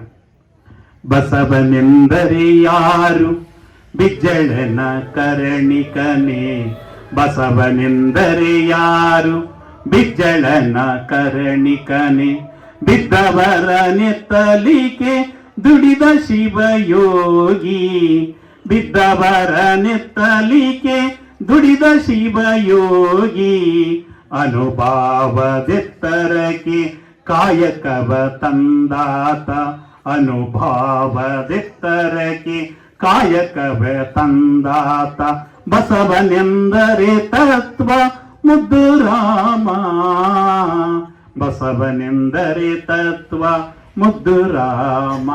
ಬಸವನೆಂದರೆ ಯಾರು? ಅವನು ಬಿಜ್ಜಳನ ಕರಣಿಕನೇ ಅಲ್ಲ, ಯಾರು ಕೆಳಗಡೆ ಬಿದ್ದಿದ್ರೋ ಆ ಬಿದ್ದವರನ್ನ ಎತ್ತಲಿಕ್ಕೆ ಬಂದಂತಹ ಶಿವಯೋಗಿ, ಅನುಭಾವದ ಎತ್ತರಕ್ಕೆ ಕಾಯಕವನ್ನು ತೆಗೆದುಕೊಂಡು ಬಂದಂತಹ ಬಸವಣ್ಣ. ಅಂತಹ ಬಸವ ತತ್ವವನ್ನ ಗುರು ಮಲ್ಲೇಶ್ವರರು ತಮ್ಮ ಜೀವನದ ಪ್ರತಿಯೊಂದು ಅಂಶಗಳಲ್ಲಿ ಪಾಲಿಸಿಕೊಂಡು ಒದ್ದುಕೊಂಡು ಆ ರೀತಿ ಹೋಗ್ತಾ ಇರ್ತಾರೆ. ಈ ಒಂದು ಅಂಶ ಮೈಸೂರಿನ ಮಹಾರಾಜರಾಗಿದ್ದಂತಹ ಮುಮ್ಮಡಿ ಕೃಷ್ಣರಾಜ ಒಡೆಯರಿಗೆ ಗೊತ್ತಾಗುತ್ತೆ. ಮುಮ್ಮಡಿ ಕೃಷ್ಣರಾಜ ಒಡೆಯರವರು ಈ ಗುರುಮಲ್ಲೇಶ್ವರನ್ನ ಕರೆಸಿ ಅವರ ಒಂದು ಪೂಜೆಯನ್ನ ಮಾಡಬೇಕು ಅಂತ ಅನ್ಸುತ್ತೆ. ಆ ಗುರುಮಲ್ಲೇಶ್ವರನ ಕರೆಸ್ಕೋತಾರೆ. ಕರೆಸಿಕೊಂಡು ಅವರಿಗೆ ಪೂಜೆ ಎಲ್ಲ ಮಾಡ್ತಾರೆ. ನಂತರ ಅವರಿಗೆ ಕಾಣಿಕೆ ಕೊಡಬೇಕಲ್ಲ, ಗುರು ಕಾಣಿಕೆಯನ್ನ ಒಂದು ತಟ್ಟೆಯಲ್ಲಿ ವಜ್ರ, ವೈಡೂರ್ಯ, ಆಭರಣ ಎಲ್ಲವನ್ನ ಲಕ್ಷಾಂತರ ರೂಪಾಯಿ ಬೆಲೆ ಬಾಳುವಂತಹ ಆ ಒಂದು ಕಾಣಿಕೆಯನ್ನ ತೆಗೆದುಕೊಂಡು ಗುರುಮಲ್ಲೇಶ್ವರರಿಗೆ ಕೊಡಕ್ ಹೋಗ್ತಾರೆ. ಹಾಗೆ ಗುರುಗಳು ಕೂತಿದ್ದಾರೆ. ಹಿಂಗೆ ಕೊಟ್ಟಾಗ ಆ ಗುರುಮಲ್ಲೇಶ್ವರಿಗೆ ಕೊಡಕ್ ಹೋದಾಗ, ಏನಪ್ಪಾ ಇದು ಗುರು ಕಾಣಿಕೆ ಗುರುಗಳೇ, ಇದು ಯಾರಿಂದ ಬಂದದ್ದು? ಇದು ಪ್ರಜೆಗಳ ತೆರಿಗೆ ಹಣದಿಂದ ಬಂದಿರುವಂತಹ ಕಾಣಿಕೆ ಗುರುಗಳೇ. ಅಲ್ಲಪ್ಪ, ಪ್ರಜೆಗಳ ತೆರಿಗೆಯಿಂದ ಬಂದ ಹಣವನ್ನ ಪ್ರಜೆಗಳ ಕಲ್ಯಾಣಕ್ಕೆ ಮಾತ್ರ ಬಳಸಬೇಕು ಹೊರತು ಅದನ್ನ ಕಾಣಿಕೆ ಕೊಡೋದಿಕ್ಕೆ ಬರೋದಿಲ್ಲ. ಇದು ನನಗೆ ಬೇಕಾಗಿಲ್ಲ, ಇದನ್ನು ತೆಗೆದುಕೊಂಡು. ಹಾಗಾದ್ರೆ ನಾನು ಕಾಣಿಕೆಯನ್ನು ಹೇಗೆ ಕೊಡಬೇಕು? ಅದು ನೀನು ಕಾಯಕ ಮಾಡಿದ ಹಣದಿಂದ ನನಗೆ ಕಾಣಿಕೆಯನ್ನು ಕೊಡು, ನೀ ಕಾಯಕ ಮಾಡಿರುವಂತಹ ಹಣ ಏನಾದ್ರೂ ಇದ್ರೆ ಕೊಡು ಅಂತ ಅಂದಾಗ ಅವರು ಕಾಯಕ ಮಾಡಿರುವಂತದ್ದು ಇರೋದಿಲ್ಲ. ಗುರುಗಳು ಹಾಗೆ ಹೊರಟೋಗ್ತಾರೆ. ಆದ್ರೆ ಮುಮ್ಮಡ ಕೃಷ್ಣರಾಜ ಒಡೆಯರಿಗೆ ತುಂಬಾ ನೋವಾಗುತ್ತೆ, ನಾನು ಗುರು ಕಾಣಿಕೆಯನ್ನು ಕೊಡ್ಲಿಲ್ವಲ್ಲ ಅಂತ. ಕೊನೆಗೆ ಆ ರಾತ್ರಿ ಅಲ್ಲಿ ಅರಮನೆಯ ಮುಂದೆ ಒಡ್ಡಾಡಬೇಕಾದ್ರೆ ಒಬ್ಬ ಕಳ್ಳ ವೇಷವನ್ನ ಹಾಕಿಕೊಂಡು ಅರಮನೆಗೆ ನುಗ್ಗಕ್ಕೆ ಬರ್ತಾನೆ. ಅದನ್ನ ನೋಡಿದಾಗ ಅವರಿಗೆ ಫ್ಲಾಶ್ ಆಗುತ್ತೆ, ನಾನು ಕೂಡ ಕಳ್ಳನ ವೇಷವನ್ನ ಹಾಕಿಕೊಂಡು ಒಂದು ಕೆಲಸವನ್ನ ಮಾಡಕ್ ಹೋದ್ರೆ ಹೇಗಿರುತ್ತೆ? ಯಾಕಂದ್ರೆ ರಾಜ ಹೋಗಿ ಯಾರಿಗಾದ್ರೂ ಕೆಲಸ ಕೇಳಿದ್ರೆ ಕೊಡ್ತಾರ? ಯಾರು ಕೊಡೋದಿಲ್ಲ. ಅವ್ರು ಏನ್ ಮಾಡ್ತಾರೆ, ಮಸಿಯನ್ನ ಬಳ್ಕೊಂಡು ಹರಿದು ಹೋಗಿರುವಂತಹ ಬಟ್ಟೆಯನ್ನ ಹಾಕಿಕೊಂಡು ಅವರ ಗುರುತೇ ಕಾಣಬಾರದು ಆ ರೀತಿ ವೇಷವನ್ನ ಹಾಕೊಳ್ತಾರೆ. ಮೈಸೂರಿನ ಬೀದಿ ಬೀದಿಗಳಲ್ಲಿ ಹುಡುಕ್ತಾರೆ ಕಾಯಕವನ್ನ, ಕೆಲಸವನ್ನ ಕೇಳೋದಿಕ್ಕೆ. ಯಾರು ಕೊಡೋದಿಲ್ಲ. ಕೊನೆಗೆ ಒಬ್ಬ ಕುಲ್ಮೆ ಹಾಕ್ತಾ ಇರ್ತಾನೆ. ಆ ಕುಲ್ಮೆ ಹಾಕುವನ ಹತ್ರ ಹೋಗಿ ಕೇಳ್ತಾರೆ, ನೋಡಪ್ಪ ನನಗೆ ಒಂದು ಕೆಲಸವನ್ನ ಕೊಡು, ಏನ್ ಮಾಡ್ತೀಯ, ನೀ ಏನ್ ಹೇಳ್ತೀಯ ಅದನ್ನ ನಾನು ಮಾಡ್ತೇನೆ. ಆಗ ಅವನು ಹೇಳ್ತಾನೆ, ನೀನು ಈ ಒಂದು ಕಬ್ಬಿಣಗಳನ್ನ ನೀನು ಕುಟ್ಟಬೇಕು, ಬಡಿಬೇಕು, ಆ ಕೆಲಸವನ್ನ ಮಾಡ್ತೀಯ ಅಂದಾಗ ಮಾಡ್ತೀನಿ ಅಂತ. ಆಗ ಮುಮ್ಮಡಿ ಕೃಷ್ಣರಾಜ ಒಡೆಯರು ಆ ಸುತ್ತಿಗೆಯನ್ನ ತೆಗೆದುಕೊಂಡು ಅವನು ಆ ಕಬ್ಬಿಣವನ್ನ ಕಾಯಿಸಿ ಹಿಡಿದ್ರೆ ಇವನು ಬಡಿತಾ ಇದ್ದಾರೆ. ಆದ್ರೆ ಮಹಾರಾಜರಿಗೆ ಸುಖದ ಸುಪ್ಪತ್ತಿಗೆಯಲ್ಲಿ ಬೆಳೆದವರು ಕೈ ಏನ್ ಬರ್ತಾ ಇದೆ, ಬೊಬ್ಬೆ ಬರ್ತಾ ಇದೆ, ಆಗ್ತಾ ಇಲ್ಲ. ಆದ್ರೂ ಕೂಡ ಗುರುಮಲ್ಲೇಶ್ವರರಿಗೆ ಕಾಣಿಕೆ ಕೊಡ್ಬೇಕಲ್ಲ, ಬಡಿತಾ ಇರಬೇಕಾದ್ರೆ ಅವನು ಹೇಳ್ತಾ ಇದ್ದಾನೆ, ಬಡಿನನ್ ರಾಜ, ಬಡಿನನ್ ಒಡೆಯ ಅಂತ ಹೇಳ್ತಾ ಇದಾರೆ. ಪರವಾಗಿಲ್ಲ ಕಣೋ, ನಾನು ಕೆಲಸದವನಾಗಿ ಬಂದ್ರು ಕೂಡ ನನ್ನನ್ನ ರಾಜ ಅಂತ ಇದೆಯಲ್ಲ, ನನ್ನನ್ನ ಒಡೆಯ ಅಂತ ಇದೆಯಲ್ಲ ಅಂತ ಮನಸ್ಸಿನಲ್ಲಿ ಆ ಮುಮ್ಮಡಿ ಕೃಷ್ಣರಾಜ ಒಡೆಯರು ಸಂತೋಷ ಪಟ್ಕೊಡ್ತಾರೆ. ಕೊನೆಗೆ ಒಂದು ದಿನ ಪೂರ್ತಿ ಕೆಲಸವನ್ನ ಮಾಡಿದಾಗ 4 ಕಾಣಿಯನ್ನ ಆ ಕೆಲಸಗಾರ ಕೊಡ್ತಾನೆ. ಆ ಕೆಲಸ ಮಾಡಿಸಿಕೊಂಡು ಆ ಕೊಲುಮೆಯವನು ಆ ಮುಮ್ಮಡಿ ಕೃಷ್ಣರಾಜ ಒಡೆಯರಿಗೆ ಕೊಟ್ಟಾಗ ಮುಮ್ಮಡಿ ಕೃಷ್ಣರಾಜ ಒಡೆಯರ ನಾಲ್ಕಾಣಿಯನ್ನು ತಗೊಂಡು ಒಂದು ಬಟ್ಟೆಯಲ್ಲಿ ಸುತ್ತಿಕೊಂಡು ನಂತರ ಅರಮನೆಗೆ ಬರ್ತಾರೆ. ಅರಮನೆಗೆ ಬಂದು ಮುಮ್ಮಡಿ ಕೃಷ್ಣರಾಜ ಒಡೆಯರನ್ನ ಕರೆಸ್ತಾರೆ.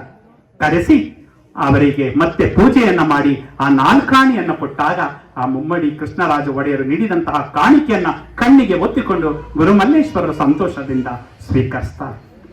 ಅಂದ್ರೆ ಕಾಯಕ ಅಂದ್ರೆ ಹಾಗಿರ್ಬೇಕು ಅಂತ. ನಾವು ಏನೋ ಒಂದು ಕೆಟ್ಟ ಕೆಲಸವನ್ನ ಮಾಡಿಬಿಟ್ಟು ದೇವರ ಗುಡಿಗೆ ಹೋಗಿ ನಾವು 1000 ರೂಪಾಯಿನೋ 1,00,000 ರೂಪಾಯಿಯನ್ನೋ ಕೊಟ್ಟುಬಿಟ್ರೆ ದೇವರು ಒಲಿಯೋದಿಲ್ಲ. ನಾವು ತನುವನ್ನ ಬಳಲಿಸಿ ಮನವನ್ನ ಕರಗಿಸಿ ನಾವು ಕೊಟ್ಟಾಗ ಅದು ನಾಲ್ಕಾಣಿ ಆದ್ರೂ ಕೂಡ ಆ ಪರಮಾತ್ಮನಿಗೆ ಪ್ರೀತಿಯಾಗುತ್ತೆ ಅನ್ನೋದನ್ನ ಈ ಒಂದು ಕಾಯಕ ತತ್ವದಿಂದ ನಾವು ರೂಢಿಸಿಕೊಳ್ಬೇಕಾಗತ್ತೆ. ಅಂತಹ ಕಾಯಕ ತತ್ವವನ್ನ ಬೋಧಿಸಿದವರು 12ನೇ ಶತಮಾನದಲ್ಲಿ ನಮ್ಮ ವಿಶ್ವಗುರು ಬಸವಣ್ಣನವರು ಮತ್ತು ಬಸವಾದಿ ಪ್ರಮಥರು ಆ ರೀತಿ ಕಾಯಕವನ್ನ ಮಾಡ್ತಾ ಇರ್ತಾರೆ. ಯಾಕಂದ್ರೆ ಆಗ ಮಹಾರಾಜರಾಗಿದ್ದಂತಹ ಮೋಳಿಗೆ ಮಾರಯ್ಯ ಮೋಳಿಗೆ ಮಹಾದೇವಿ ಅನ್ನೋರು ಮಹಾರಾಜ ಮಹಾರಾಣಿಯಾಗಿದ್ದವರು ಕಾಶ್ಮೀರದಲ್ಲಿ. ಅವರು ಬಂದು ಬಸವಣ್ಣನ ತತ್ವದಿಂದ ಪ್ರೇರಿತರಾಗಿ ಅವ್ರು ಏನ್ ಮಾಡ್ತಾರೆ, ಕಾಯಕವನ್ನ ಮಾಡ್ತಾ ಇರ್ತಾರೆ. ಒಂದು ಸಲ ಅವರು ಕಾಯಕ ಅದೊಂದು ದೃಷ್ಟಾಂತ ಇದೆ. ಅವರು ಕಾಯಕ ಮಾಡ್ತಾ ಇರ್ಬೇಕಾದ್ರೆ ಯಾವ ರೀತಿ, ಅವರು ಕಟ್ಟಿಗೆಯನ್ನ ಮಾರುವಂತಹ ಕಾಯಕ. ಬಹುಶಃ ಬಸವ ಪುರಾಣದಲ್ಲಿ ನೀವು ಕೇಳಿರ್ಬೋದು. ಆ ಒಬ್ಬೊಬ್ಬರ ಶರಣರ ಬಗ್ಗೆ ಕೂಡ ಒಂದೊಂದು ದೃಷ್ಟಾಂತವೇ ತೆರ್ಕೊಂಡು ಬಿಡುತ್ತೆ. ಕಟ್ಟಿಗೆ ಮಾರುವಂತಹ ಕಾಯಕ ನೋಡಿ. ಮಹಾರಾಜರಾದವರು ಕಿರೀಟವನ್ನ ತೊಡಬೇಕು, ಕಿರೀಟವನ್ನ ತೆಗೆದಿದ್ದಾರೆ, ಒಂದು ಬಟ್ಟೆಯನ್ನ ಸುತ್ತಕೊಂಡಿದ್ದಾರೆ. ಕತ್ತಿಯನ್ನ ಹಿಡಿಬೇಕಾದಂತಹ ಮೋಳಿಗೆ ಮಾರಯ್ಯನವರು ಏನನ್ನ ಹಿಡಿದ್ದಾರೆ, ಕೊಳ್ಳಿಯನ್ನ ಹಿಡಿದು ಸೌದೆಯನ್ನ ಕಡಿಯೋಕೆ ಹೋಗ್ತಾ ಇದ್ದಾರೆ. ಹೀಗೆ ಜೀವನವನ್ನ ನಡೆಸ್ತಾ ಇರಬೇಕಾದ್ರೆ ಬಸವಣ್ಣವರಿಗೆ ಇವರು ನಿಜವಾಗ್ಲೂ ಕೂಡ ಈ ಒಂದು ತತ್ವದಿಂದ, ಅಂದ್ರೆ ಈ ಸೌದೆಯನ್ನ ಮಾರಿ ಜೀವನವನ್ನ ನಡೆಸ್ತಾ ಇದ್ದಾರೆ. ಒಂದ್ ಸ್ವಲ್ಪ ಪರೀಕ್ಷೆ ಮಾಡ್ಬೇಕು ಅಂತ ಅನ್ಸುತ್ತೆ.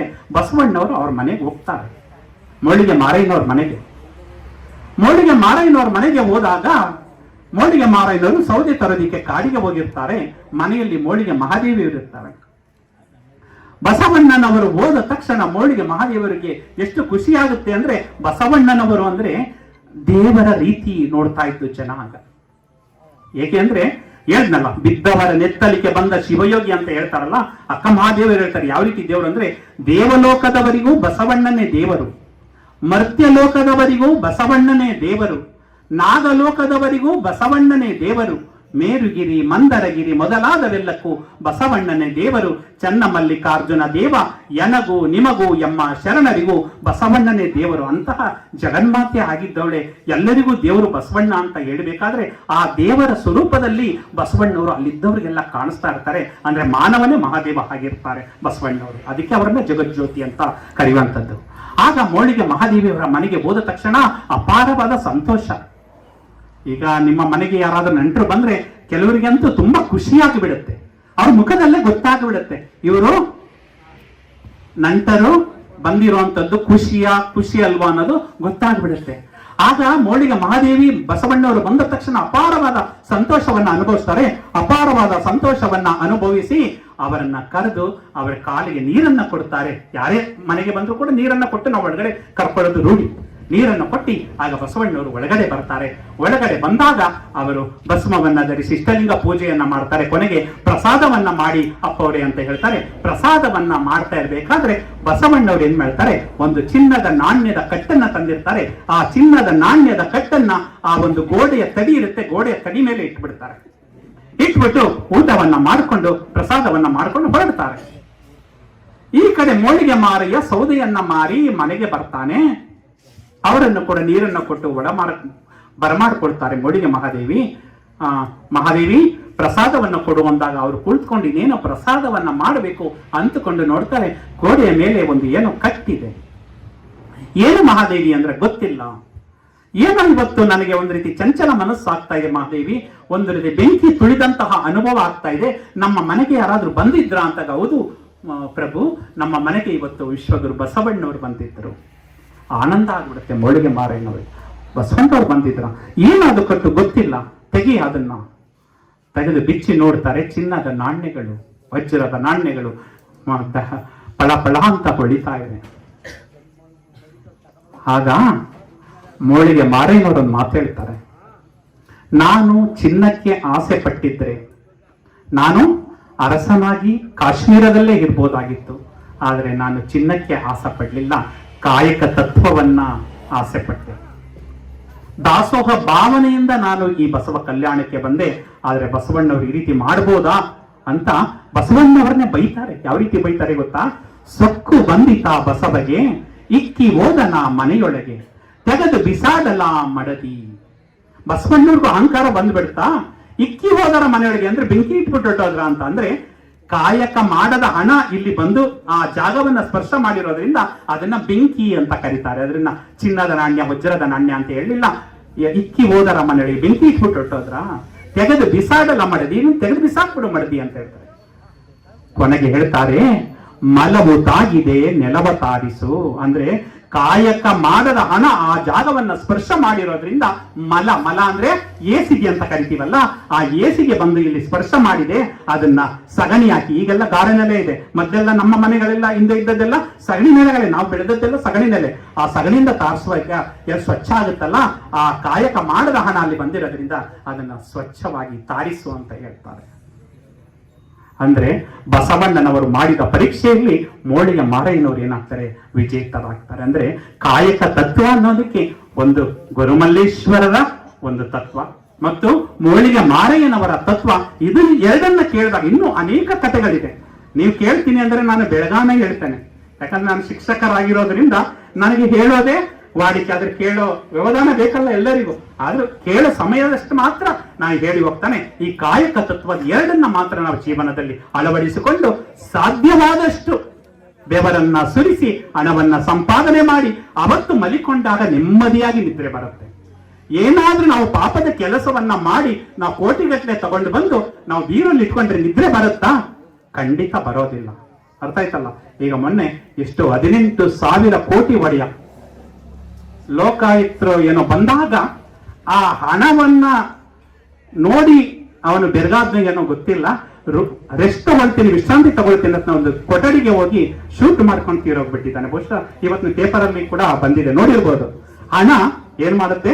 ಎಷ್ಟು ಬೇಕೋ ಅಷ್ಟನ್ನ ನಾವು ಸಂಪಾದನೆ ಮಾಡಬೇಕು ಹೊರತು ಮಕ್ಕಳ ಕಾಲಕ್ಕೆಲ್ಲ ನೀವು ಮಾಡಿ ಇಡೋದು ಬೇಕಾಗಿಲ್ಲ. ಮಕ್ಕಳು ಕೂಡ ದುಡಿಲಿ, ಅವರು ಕೂಡ ಕಾಯಕವನ್ನ ಮಾಡ್ಲಿ. ಮಕ್ಕಳ ಕಾಲಕ್ಕೆ, ಮೊಮ್ಮಕ್ಕಳ ಕಾಲಕ್ಕೆ ಅಂತ ದುಡಿದು ನೀವು ಒಂದು ಸ್ವಲ್ಪನೂ ಸಂತೋಷವನ್ನ ಪಡೆದೆ, ತೃಪ್ತಿ ಪಡೆದೆ, ಬೆವರನ್ನ ಸುರಿದಾಗ ಮಕ್ಕಳೇನ್ ಮಾಡ್ತಾರೆ ಅಲ್ವಾ? ನೀವು ಎಷ್ಟು ಬೇಕೋ ಅಷ್ಟು ಮಾತ್ರ, ಅಸಂಗ್ರಹ ತತ್ವ ಅಂತ ಹೇಳ್ತಾರೆ. ನಿಮ್ಮ ಜೀವನಕ್ಕೆ ಎಷ್ಟು ನಿರ್ವಹಣೆ ಬೇಕೋ ಅಷ್ಟನ್ನು ಸಂಪಾದನೆ ಮಾಡಿ ಮಕ್ಕಳು ಕೂಡ ಕಾಯಕ ತತ್ವವನ್ನು ರೂಢಿಸಿಕೊಂಡಾಗ ಅವರ ಜೀವನ ಯಶಸ್ವಿ ಆಗುತ್ತೆ. ನೀವು ಎಲ್ಲರನ್ನೂ ಕೂಡ ನೀವೇ ಮಾಡಿ ಒಟ್ಟು ಹೋದಾಗ ಮಕ್ಕಳು ಕಾಯಕವನ್ನ ಮಾಡೋದಿಲ್ಲ, ಬೇರೆ ಅಡ್ಡದಾರಿಯನ್ನ ಹಿಡಿದು ಮಾಡಬಾರದ ಕೆಲಸವನ್ನ ಮಾಡಿ ಏನಾಗ್ತಾರೆ? ಬೇರೆ ರೀತಿಯ ಅನೈತಿಕ ಮಾರ್ಗಕ್ಕೆ ಹೊರಟೋಗ್ತಾರೆ. ಆದ್ರಿಂದ ನಮ್ಗೆ ಎಷ್ಟು ಹಣ ಬೇಕೋ ಅಷ್ಟನ್ನ ಮಾತ್ರ ನಾವು ಸಂಪಾದನೆ ಮಾಡಬೇಕು ಅಂತ ಹೇಳ್ತಾ ಇಂತಹ ಕಾಯಕ ತತ್ವವನ್ನ ಬೋಧಿಸಿದವರು ಶರಣರು. ಇಂತಹ ಕಾಯಕವನ್ನ ನಾವು ಜೀವನದಲ್ಲಿ ಅಳವಡಿಸಿಕೊಳ್ಳೋಣ. ಅಂದ್ರೆ ತನು ಶುದ್ಧಿ ಅಂದ್ರೆ ಕಾಯಕ. ಅದಕ್ಕೆ ಹೇಳ್ತಾರೆ, ಕಾಯಕದಲ್ಲಿ ನಿರತನಾದಡೆ ಗುರು ದರ್ಶನವಾದಡು ಮರೆಯಬೇಕು, ಲಿಂಗ ಪೂಜೆಯಾದಡು ಮರೆಯಬೇಕು, ಜಂಗಮ ಮುಂದೆ ನಿಂದಿದ್ದಡು ಹಂಗ ಅರಿಯಬೇಕು, ಕಾಯಕವೇ ಕೈಲಾಸವಾದ ಕಾರಣ ಅಮರೇಶ್ವರ ಲಿಂಗವಾಯಿತಾದಡು ಕಾಯಕದೊಡಗುವಂತ ಇದಕ್ಕೆ ಮಾರೇನರು ಹೇಳುವಂತ ಈ ವಚನವನ್ನ ಜೀವನದಲ್ಲಿ ಅಳಿಸ್ಕೊಂಡು ನೀವು ಕಾಯಕ ಮಾಡ್ತಾ ಇದ್ರು ಕೂಡ ಯಾರೇ ಕೂಡ ಬಂದು ನಿಮ್ಮನ್ನ ಡಿಸ್ಟರ್ಬ್ ಮಾಡಿದ್ರು ಕೂಡ ಅದು ತಟ್ಟೋದಿಲ್ಲ. ನೀವು ಪ್ರಾಮಾಣಿಕವಾಗಿ ಕಾಯಕವನ್ನ ಮಾಡಿ ಯಾವುದೇ ಒಂದು ಅವಶ್ಯಕತೆ ಇಲ್ಲ ಅನ್ನೋದನ್ನ ಈ ವಚನದ ಮೂಲಕ ಹೇಳ್ತಾರೆ. ಇದು ಕಾಯಕ ತತ್ವ. ಎರಡನೆಯದು, ನಮ್ಮ ಮನಸ್ಸು ಶುದ್ಧಿ ಆಗ್ಬೇಕಲ್ಲ. ಒಬ್ಬ ವ್ಯಕ್ತಿ ಆರೋಗ್ಯಪೂರ್ಣವಾಗಿದ್ದಾನೆ ಅಂದ್ರೆ ಜ್ವರ ಬರದೇ ಇರೋದಂತಲ್ಲ, ಮನಸ್ಸು ಸರಿ ಇಲ್ಲ ಅಂದ್ರೆ ನಿಮ್ಗೆ ಅನಾರೋಗ್ಯ ಇದೆ ಅಂತ. ಯಾಕೋ ಮನಸ್ಸು ಸರಿ ಇಲ್ಲ ಕಣಪ್ಪ, ಏನೋ ಚಂಚಲತೆ ಅಂತ ಹೇಳ್ತಾರೆ. ಆ ಚಂಚಲತೆ ಇದೆ ಅಂದ್ರೂ ಕೂಡ ನಾವು ಅನಾರೋಗ್ಯ ಕಾಡ್ತಾ ಇದೆ ಅಂತ. ಮನಸ್ಸು ಕೂಡ ಶುದ್ಧಿ ಆಗಿರ್ಬೇಕು. ತನು ದೇಹ ಶುದ್ಧಿ ಆಗಿರೋದ್ರ ಜೊತೆಗೆ ಮನಸ್ಸು ಕೂಡ ಶುದ್ಧಿ ಆಗಿರಬೇಕು. ಈ ಮನಸ್ಸು ಶುದ್ಧಿ ಆಗಿರೋದಕ್ಕೆ ನಮ್ಮ ಬಸವಣ್ಣವರು ಕೊಟ್ಟಿರೋದು ಇಷ್ಟಲಿಂಗ. ಈ ಇಷ್ಟಲಿಂಗವನ್ನ ನೀವು ಪ್ರತಿಯೊಬ್ಬರು ಕೂಡ ಎದೆ ಮೇಲೆ ಧರಿಸಬೇಕು. ಎಷ್ಟು ಜನ ಧರಿಸಿದೀರಾ ಅಂತ ಗೊತ್ತಿಲ್ಲ. ಒಂದು ಮನೆ ಒಳಗಡೆ ಹಾಕೊಂಡು ಒಬ್ಬೊಬ್ಬರನ್ನ ಇಷ್ಟಲಿಂಗವನ್ನ ಚೆಕ್ ಮಾಡಿದ್ರೆ ಎಷ್ಟು ಜನ ಸಿಕ್ಕಾಕತ್ತಾರ ಅಂತ ನನಗೆ ಗೊತ್ತಿಲ್ಲ. ಆದ್ರೂ ಕೂಡ ನಾನು ಶಿಕ್ಷಕ, ನಾನು ಸರ್ಕಾರಿ ಶಿಕ್ಷಕರಾಗಿ 27 ವರ್ಷಗಳಿಂದ ಸೇವೆ ಸಲ್ಲಿಸ್ತಾ ಇದ್ದೀನಿ. ನಾನು ಯಾವತ್ತೂ ಕೂಡ ಈ ಇಷ್ಟಲಿಂಗವನ್ನ ಧಾರಣೆ ಮಾಡಿಕೊಂಡು ನಾನು ಶಾಲೆಗೆ ಹೋಗ್ತೀನಿ. ಯಾವುದೇ ಸಂದರ್ಭದಲ್ಲೂ ಕೂಡ ಇದನ್ನ ತೆಗೆಯೋದಿಲ್ಲ ಅಂತ. ನಾನು ಸರ್ಕಾರಿ ಕೆಲಸ ಎಲ್ಲಾ ರೀತಿಯ ಜನರ ಜೊತೆ ಸಂಪರ್ಕ ಇಟ್ಕೊಂಡಿದ್ರು ಕೂಡ ಇದನ್ನ ತೆಗೆಯೋದಿಲ್ಲ. ನಮ್ಮನ್ನ ಮುಟ್ಟಿ ಬೇರೆಯವರು ಮುಟ್ಟಿದಾಗ ಅವರು ಶುದ್ಧಿ ಆಗ್ತಾರೆ. ಚಿನ್ನ ಮುಟ್ಟಿ ಚಿನ್ನ ಆಗುತ್ತೆ ಅಂತ ಹೇಳ್ತಾರಲ್ಲ, ಹಂಗ ನಮ್ಮನ್ನ ಮುಟ್ಟಿ ಅವರು ಕೂಡ ಒಳ್ಳೇದಾಗ್ತದೆ ಅಂದ್ರೆ ಆಗ್ಲಿ. ದಯಮಾಡಿ ಇಷ್ಟಲಿಂಗ ಇರುವಂತದ್ದು ಎದೆಯ ಮೇಲೆ ಧಾರಣೆ ಮಾಡೋಕೋ ಹೊರತು ಮನೆಯಲ್ಲಿ ಗೂಟಕ್ಕೆ ಸಿಕ್ಕಿಸೋದಕ್ಕಲ್ಲ. ದಯಮಾಡಿ ಯಾರಾದ್ರೂ ಗೂಟೆಯಲ್ಲಿ ಸಿಕ್ಕಿಸಿದ್ರೆ ದಯಮಾಡಿ ಇವತ್ತೇ ಧಾರಣೆ ಮಾಡಿ. ಕೆಲವರು ಅಂತಾರೆ ನಾ ಮದುವೆ ಆದ್ಮೇಲೆ ಧಾರಣೆ ಮಾಡ್ತೀನಿ ಅಂತ. ಅಲ್ಲ, ಇಷ್ಟಲಿಂಗ ಜನ್ಮ ತಾಳಿದಂತಹ ಮಗುವಿಗೆ ಧಾರಣೆ ಮಾಡುವಂಥದ್ದು. ಯಾಕಂದ್ರೆ ಗರ್ಭಿಣಿಯಾರು ಆಗಿರುವಾಗಲೇ ಅವರಿಗೆ ಒಂದು ಇಷ್ಟಲಿಂಗವನ್ನ ಕಟ್ತಾರೆ. ಅವರಿಗೆ ಮಾಡೋದ್ರ ಜೊತೆಗೆ ಕೊರಳಿಗೆ ಕಟ್ತಾರೆ. ನಂತರ ಏನ್ ಮಾಡ್ತಾರೆ, ಮಗು ಆದಾಗ ಅದಕ್ಕೆ ನಾಮಕರಣವನ್ನ ಮಾಡಿ ಅದ ಕೊರಳಿಗೆ ಕಟ್ಟುವಂಥದ್ದು. ಆದುದರಿಂದ ಲಿಂಗಾಯತ ಅಂದ್ರೆ ಹುಟ್ಟಿದಾಗಿನಿಂದ ಲಿಂಗಾಯತರ ಹೊರತು ಮದುವೆ ಆದ್ಮೇಲೆ ಲಿಂಗಾಯತರಲ್ಲ. ಆದುದರಿಂದ ಡಾಕ್ಟರ್ ಮಗ ಡಾಕ್ಟರ್ ಆಗಕ್ ಸಾಧ್ಯನಾ? ಡಾಕ್ಟರ್ ಮಗ ಡಾಕ್ಟರ್ ಆಗೋದಿಕ್ ಸಾಧ್ಯನಾ? ಇಲ್ಲ. ಡಾಕ್ಟರ್ ಮಗ ಡಾಕ್ಟರ್ ಆಗ್ಬೇಕಂದ್ರೆ ಅವನು MBBS ಮಾಡ್ಬೇಕು. ಇಂಜಿನಿಯರ್ ಮಗ ಇಂಜಿನಿಯರ್ ಆಗೋದಿಕ್ ಸಾಧ್ಯನಾ? ಅಲ್ಲ. ಇಂಜಿನಿಯರ್ ಮಗ ಇಂಜಿನಿಯರ್ ಆಗ್ಬೇಕಾದ್ರೆ ಅವನು ಕೂಡ ಏನ್ ಮಾಡ್ಬೇಕು, BE ಓದ್ಬೇಕು, ಇಂಜಿನಿಯರ್ ಪದವಿಯನ್ನ ಓದ್ಬೇಕು. ರೈತರ ಮಗ ರೈತ ಆಗೋದಿಕ್ ಸಾಧ್ಯನಾ? ಅಲ್ಲ. ರೈತರ ಮಗ ತಾನು ಕೂಡ ಹೊಲದಲ್ಲಿ ಉಳುಮೆ ಮಾಡಿದ್ರೆ ಮಾತ್ರ ರೈತ ಅನ್ಸ್ಕೊಳ್ಳೋದಿಕ್ಕೆ ಸಾಧ್ಯ. ಹಾಗೆ ಲಿಂಗಾಯತರ ಮಕ್ಕಳು ಲಿಂಗಾಯತರಾಗಬೇಕು ಅಂದ್ರೆ ಏನ್ ಮಾಡ್ಬೇಕು, ಎದೆಯಲ್ಲಿ ಇಷ್ಟಲಿಂಗವನ್ನ ಕಟ್ಟಬೇಕು. ಕಟ್ಟಿದಾಗ ಮಾತ್ರ ಅವರ ಲಿಂಗಾಯತರಾಗೋದಕ್ಕೆ ಸಾಧ್ಯ ಅಂತ ಹೇಳ್ತಾ ಪ್ರತಿಯೊಬ್ಬರು ಕೂಡ ನಮ್ಮ ಮನಸ್ಸು ಶುದ್ಧಿ ಆಗುತ್ತೆ. ನಾವು ಪ್ರತಿದಿನ ಬೆಳಿಗ್ಗೆ ಮತ್ತು ಸಂಜೆ ತ್ರಿಕಾಲ ಪೂಜೆಯನ್ನ ಮಾಡಬೇಕಾಗುತ್ತೆ. ತ್ರಿಕಾಲ ಪೂಜೆ ನಮ್ಮ ಸ್ವಾಮೀಜಿಗಳಿಂದ ಮಾತ್ರ ಸಾಧ್ಯ. ಯಾಕಂದ್ರೆ ಅವರು ಆ ಒಂದು ಜನರನ್ನು ಉದ್ಧರಿಸೋದಕ್ಕೆ ಈ ಭೂಮಿಗೆ ಬಂದಿರುವಂತದ್ದು. ಅವರಿಗೆ ತ್ರಿಕಾಲ ಪೂಜೆ ಆಗುತ್ತೆ. ನಾವು 2 ಕಾಲ ಪೂಜೆ, ಬೆಳಿಗ್ಗೆ ಸಂಜೆ. ಆ ಇಷ್ಟಲಿಂಗ ಪೂಜೆಯನ್ನ ಮಾಡಿದಾಗ ಒಂದು ವಿಶೇಷವಾದದ್ದು. ಇಷ್ಟಲಿಂಗವನ್ನ ಹಿಡ್ಕೊಳ್ಳಿ. ಇಷ್ಟಲಿಂಗವನ್ನ ಹಿಡ್ಕೊಂಡು ಆ ಇಷ್ಟಲಿಂಗಕ್ಕೆ ಏನು ಬೇಕಾಗಿಲ್ಲ, ಒಂದು ನೀರನ್ನ ಹಾಕಿ. ಅದಕ್ಕೆ ಒಂದೇ ಒಂದು ವಚನ, ಅದನ್ನ ದಯಮಾಡಿ ಹೇಳಿ ನನ್ನ ಜೊತೆ ಅದಕ್ಕೆ ಧ್ವನಿಗೊಳಿಸಿ. ಇಷ್ಟಲಿಂಗವನ್ನು ಹಿಡ್ಕೊಂಡು ಏನ್ ನೀರು ಹಾಕ್ಬೇಕು ಅಂತ. ನೀರು ಹಾಕ್ತಾ ಇರ್ತೀರಲ್ಲ, ನೀವು ಯಾವುದೋ ಸಂಸ್ಕೃತ ಶ್ಲೋಕ ಅವಶ್ಯಕತೆ ಇಲ್ಲ ನಮ್ಗೆ. ಬಸವಣ್ಣನವರು ಅಥವಾ ಬಸವಾದಿ ಪ್ರಮತರು, ಅಕ್ಕ ಮಹಾದೇವಿಯವರು ಯಾವ್ಯಾವ್ದು ಶರಣರು ಕೊಟ್ಟಿದ್ದಾರೆ, ಆ ಶರಣರ ವಚನವನ್ನೇ ಹೇಳ್ಕೊಂಡು ನಾವು ನೀರು ಹಾಕಿದ್ರೆ ಅದು ಇನ್ನೂ ಕೂಡ ಶುದ್ಧಿ ಆಗುತ್ತೆ. ಕನ್ನಡದ ವಚನ ಅಲ್ವಾ.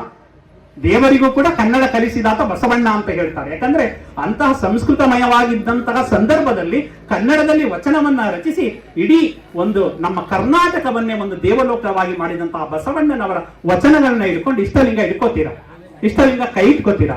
ಕೈ ಇಟ್ಕೊಂಡಾಗ ಅದಕ್ಕೆ ನೀರು ಹಾಕ್ಬೇಕು. ನೀರು ಹಾಕ್ಬೇಕು. ಏನ್ ಹೇಳ್ತೀರಾ ನನ್ನ ಜೊತೆ ಧ್ವನಿಗೊಳಿಸ್ತೀರಾ? ಸಜ್ಜನೆಯಾಗಿ ಮಜ್ಜನ ಕೆರೆವೆ. ಧ್ವನಿ ಇಲ್ಲ. ಬಾಚನಹಳ್ಳಿಯವರು ತುಂಬಾ ಜೋರಾಗಿರ್ಬೇಕು. ನಾ ಚಾಮನಹಳ್ಳಿಯವ್ರು ತುಂಬಾ ಜೋರಾಗಿದ್ದೀವಿ, ಬಾಚನಹಳ್ಳಿಯವ್ರು ಜೋರಾಗಿರ್ಬೇಕಲ್ವಾ? ಸಜ್ಜನೆಯಾಗಿ ಮಜ್ಜನ ಕೆರೆವೆ, ಶಾಂತಳಾಗಿ ಪೂಜೆ ಮಾಡುವೆ, ಶಾಂತಳಾಗಿ ಪೂಜೆ ಮಾಡುವೆ. ಚನ್ನ ಮಲ್ಲಿಕಾರ್ಜುನ ದೇವ ನಿಮ್ಮ ನಗಲದ ಪೂಜೆ ಅನುವಾಯಿತೆನಗೆ. ಅದಲ್ಲ, ಸಜ್ಜನೆಯಾಗಿ ಮಜ್ಜನೆ ಕೆರುವೆ, ಶಾಂತಲಾಗಿ ಪೂಜೆ ಮಾಡುವೆ ಅಂತ ಹೇಳ್ತಾರಲ್ಲ. ಸಜ್ಜನೆಯಾಗಿ ನಾನು ಒಳ್ಳೆಯವಳಾಗಿ, ಸಜ್ಜನೆ ಒಳ್ಳೆಯವಳಾಗಿ, ಮಜ್ಜನ ಅಂದ್ರೆ ನೀರನ್ನೇ ಹೆರುತ್ತಾ ಇದ್ದೀನಿ, ಪೂಜೆ ಮಾಡ್ತಾ ಇದ್ದೀನಿ. ಚನ್ನ ಮಲ್ಲಿಕಾರ್ಜುನ ದೇವ ಅನುವಾಯಿತೆನಗೆ ಅಂತ ಆ ಇಷ್ಟಲಿಂಗವನ್ನ ಇಟ್ಕೊಂಡು, ಇಷ್ಟಲಿಂಗವನ್ನ ಹೇಗೆ ಮತ್ತು ವಿಭೂತಿ ಧಾರಣೆಯನ್ನ ಮಾಡಬೇಕು. ವಿಭೂತಿ ಧಾರಣೆ ಮಾಡಬೇಕಾದ್ರೂ ವಚನ ಇದೆ. ನಮ್ಮ ಪ್ರತಿಯೊಂದು ಧರ್ಮ ಏನಿದೆ ಅಂದ್ರೆ ವಚನದ ಮುಖಾಂತರವೇ ಕೊಟ್ಟು ಬಿಟ್ಟಿದ್ದಾರೆ. ವಿಭೂತಿಯೇ ಕುಲದೈವ, ವಿಭೂತಿಯೇ ಮನದೈವ, ವಿಭೂತಿಯೇ ಸರ್ವಕಾರಣ, ವಿಭೂತಿಯೇ ಸರ್ವಸಿದ್ಧಿ, ವಿಭೂತಿಯೇ ಸರ್ವವಶ್ಯ. ಅಯ್ಯ ಕೂಡಲ ಚನ್ನ ಸಂಗಮ ದೇವ, ಶ್ರೀ ಮಹಾ ವಿಭೂತಿ ಎಂಬ ಪರಂಜ್ಯೋತಿ ನೀವಾದಿರಾಗಿ, ವಿಭೂತಿಯೇ ನನಗೆ ಸರ್ವ ಸಾಧನವು ಅಂತ. ವಿಭೂತಿಯೇ ನನಗೆ ಕುಲದೈವ, ವಿಭೂತಿಯೇ ನನಗೆ ಮನದೈವ, ವಿಭೂತಿಯೇ ಸರ್ವಕಾರಣ, ವಿಭೂತಿಯೇ ಸರ್ವಸಿದ್ಧಿ, ವಿಭೂತಿಯೇ ಸರ್ವವಶ್ಯ ಅಂತ ಹೇಳ್ತಾರೆ. ಆ ವಿಭೂತಿ ನೀವು ಯಾವಾಗ ಮುಖ ತೊಳಿತೀರಾ ಆ ವಿಭೂತಿಯನ್ನ ಹಾಕಿ ಆ ಮುಖವನ್ನ ನೋಡೋದಿಕ್ಕೆ ಚಂದ. ಅಂತಹ ವಿಭೂತಿಯನ್ನ ಧಾರಣೆ ಮಾಡಿ ಇಷ್ಟಲಿಂಗವನ್ನ ಪೂಜೆಯನ್ನ ಮಾಡಿದಾಗ ಮನಸ್ಸು ಶುದ್ಧಿ ಆಗತ್ತೆ. ಅದಕ್ಕೆ ಈ ಇಷ್ಟಲಿಂಗ ಅನ್ನೋದು ಬೇರೆ ಅಲ್ಲ, ಅದನ್ನ ವಿಶೇಷವಾಗಿ ಬಸವಣ್ಣನವರು ಅದನ್ನ ಕರುಣಿಸಿದ್ದಾರೆ. ಅದಕ್ಕೆ ಹೇಳ್ತಾರೆ, ಜಗದಗಲ್ಲ ಮುಗಿಲಗಲ್ಲ ಮಿಗೆಯಗಲ್ಲ ನಿಮ್ಮಗಲ್ಲ, ಪಾತಾಳದಿಂದ ತತ್ತ ನಿಮ್ಮ ಶ್ರೀ ಚರಣ, ಬ್ರಹ್ಮಾಂಡದಿಂದ ತತ್ತ ನಿಮ್ಮ ಶ್ರೀ ಮುಕುಟ, ಅಗಮ್ಯ ಅಗೋಚರ ಅಪ್ರತಿಮ ಲಿಂಗವೇ ನೀವೆನ್ನ ಕರಸ್ಥಳಕ್ಕೆ ಬಂದು ಚುಳುಕಾದಿರಯ್ಯ. ಜಗದಗಲ್ಲ, ಈ ಶಿವನ ಇದಾರಲ್ಲ, ನಮ್ಮ ಮಾಮೂಲಿ ಶಿವಾಲಯ ಪರಶಿವ, ಎಲ್ಲರನ್ನ ಮೀರಿದಂಥವ್ರು. ಬ್ರಹ್ಮ ವಿಷ್ಣು ಮಹೇಶ್ವರರನ್ನ ಮೀರಿದವರೇ ಪರಶಿವ. ಆ ಪರಶಿವ ಜಗದಗಲ ಅಂತ ಹೇಳ್ತಾರೆ. ಜಗತ್ತು ಎಷ್ಟು ಅಗಲ ಇದೆ ಅಷ್ಟು ಅಗಲ ಅಂತ ಹೇಳ್ತಾರೆ. ಮುಗಿಲಗಲ ಅಂತ ಹೇಳ್ತಾರೆ, ಆಕಾಶದಗಲ ಅಂತ ಹೇಳ್ತಾರೆ. ಕೊನೆಗೆ ಇದನ್ನ ಮೀರಿಸೋದಕ್ಕೆ ಸಾಧ್ಯ ಇಲ್ಲ, ಮಿಗಿಯಗಲ್ಲ ಮೀರ್ಸೋದಿಕ್ಕೆ ಸಾಧ್ಯ ಇಲ್ಲ ಅಂತ ಹೇಳಿ ಕೊನೆಗೆ ನಿಮ್ಮಗಲ ಅಂತ ಹೇಳಿಬಿಡ್ತಾರೆ. ಈ ಭೂಗೋಳ ಶಾಸ್ತ್ರವನ್ನ ಓದಿರುವಂತಹ ವಿದ್ಯಾರ್ಥಿಗಳು ಇಲ್ಲಿದ್ದೀರಾ, ಯಾಕಂದ್ರೆ ಪ್ರಾರ್ಥನೆಯನ್ನ ಮಾಡಿ ಹೋದ್ರು ಮಕ್ಕಳು. ಭೂಗೋಳ ಶಾಸ್ತ್ರದಲ್ಲಿ ಹೇಳ್ತಾರೆ ಭೂಮಿ ಚೆಂಡಿನಾಕಾರ ಇದೆ, ಗೋಲಿಯಾಕಾರ ಇದೆ ಅಂತ ಹೇಳ್ತಾರೆ, ಕೊನೆಗೆ ಸೇಬಿನಾಕಾರ ಇದೆ ಅಂತ ಹೇಳ್ತಾರೆ. ಕೊನೆಗೆ ಭೂಗೋಳ ಶಾಸ್ತ್ರಜ್ಞರು ಭೂಮಿ ಚೆಂಡಿನಾಕಾರನೂ ಇಲ್ಲ, ಗೋಲಿಯಾಕಾರನೂ ಇಲ್ಲ, ಭೂಮಿ ತನ್ನದೇ ಆದ ಆಕಾರವನ್ನ ಹೊಂದಿದೆ, ಅದಕ್ಕೆ ಭೂಮ್ಯಾಕಾರ ಜಿಯಾಯ್ಡ್ ಅನ್ನೋ ಒಂದು ಪದವನ್ನ ಬಳಸ್ತಾರೆ. ಅಂತಹ ಒಂದು ತತ್ವ ಭೂಗೋಳ ಶಾಸ್ತ್ರದ ಕಲ್ಪನೆ ಬಸವಣ್ಣನವರಿಗೆ 12ನೇ ಶತಮಾನದಲ್ಲಿತ್ತು. ಅದಕ್ಕೆ ಜಗದಗಲ್ಲ, ಮುಗಿಲಗಲ್ಲ, ಮಿಗೆಯಗಲ್ಲ, ನಿಮ್ಮಗಲ್ಲ ಅಂತ ಹೇಳ್ಬಿಡ್ತಾರೆ. ಕೊನೆಗೆ ನಿನ್ನನ್ನು ನಾನು ಅಳತೆ ಮಾಡಕ್ ಸಾಧ್ಯ ಅಲ್ಲ ಕಣಪ್ಪ, ನಿನ್ನಾಗಲ್ಲ. ಪಾತಾಳದಿಂದ ತತ್ತ ನಿಮ್ಮ ಶ್ರೀಚರಣ, ಈ ಪಾತಾಳ ಎಲ್ಲಿದೆ ಅಲ್ಲಿವರೆಗೆ ನಿಮ್ಮ ಶ್ರೀಚರಣಗಳಿದೆ, ನಿಮ್ಮ ಪಾದಗಳಿದೆ. ಬ್ರಹ್ಮಾಂಡದಿಂದ ತತ್ತ ನಿಮ್ಮ ಶ್ರೀ ಮುಕುಟ, ಬ್ರಹ್ಮಾಂಡ ಏನಿದೆ ಅಲ್ಲಿವರೆಗೆ ಮುಕುಟ, ನಿಮ್ಮ ಶಿರ ಇದೆಯಲ್ಲ ಆ ಬ್ರಹ್ಮಾಂಡವನ್ನ ತಾಕ್ತಾ ಇದೆ. ಅಗಮ್ಯ ಅಗೋಚರ ಅಪ್ರತಿಮ ಲಿಂಗವೇ ನೀವೆನ್ನ ಕರಸ್ಥಳಕ್ಕೆ ಬಂದು ಚುಳುಕಾದಿರಯ್ಯ.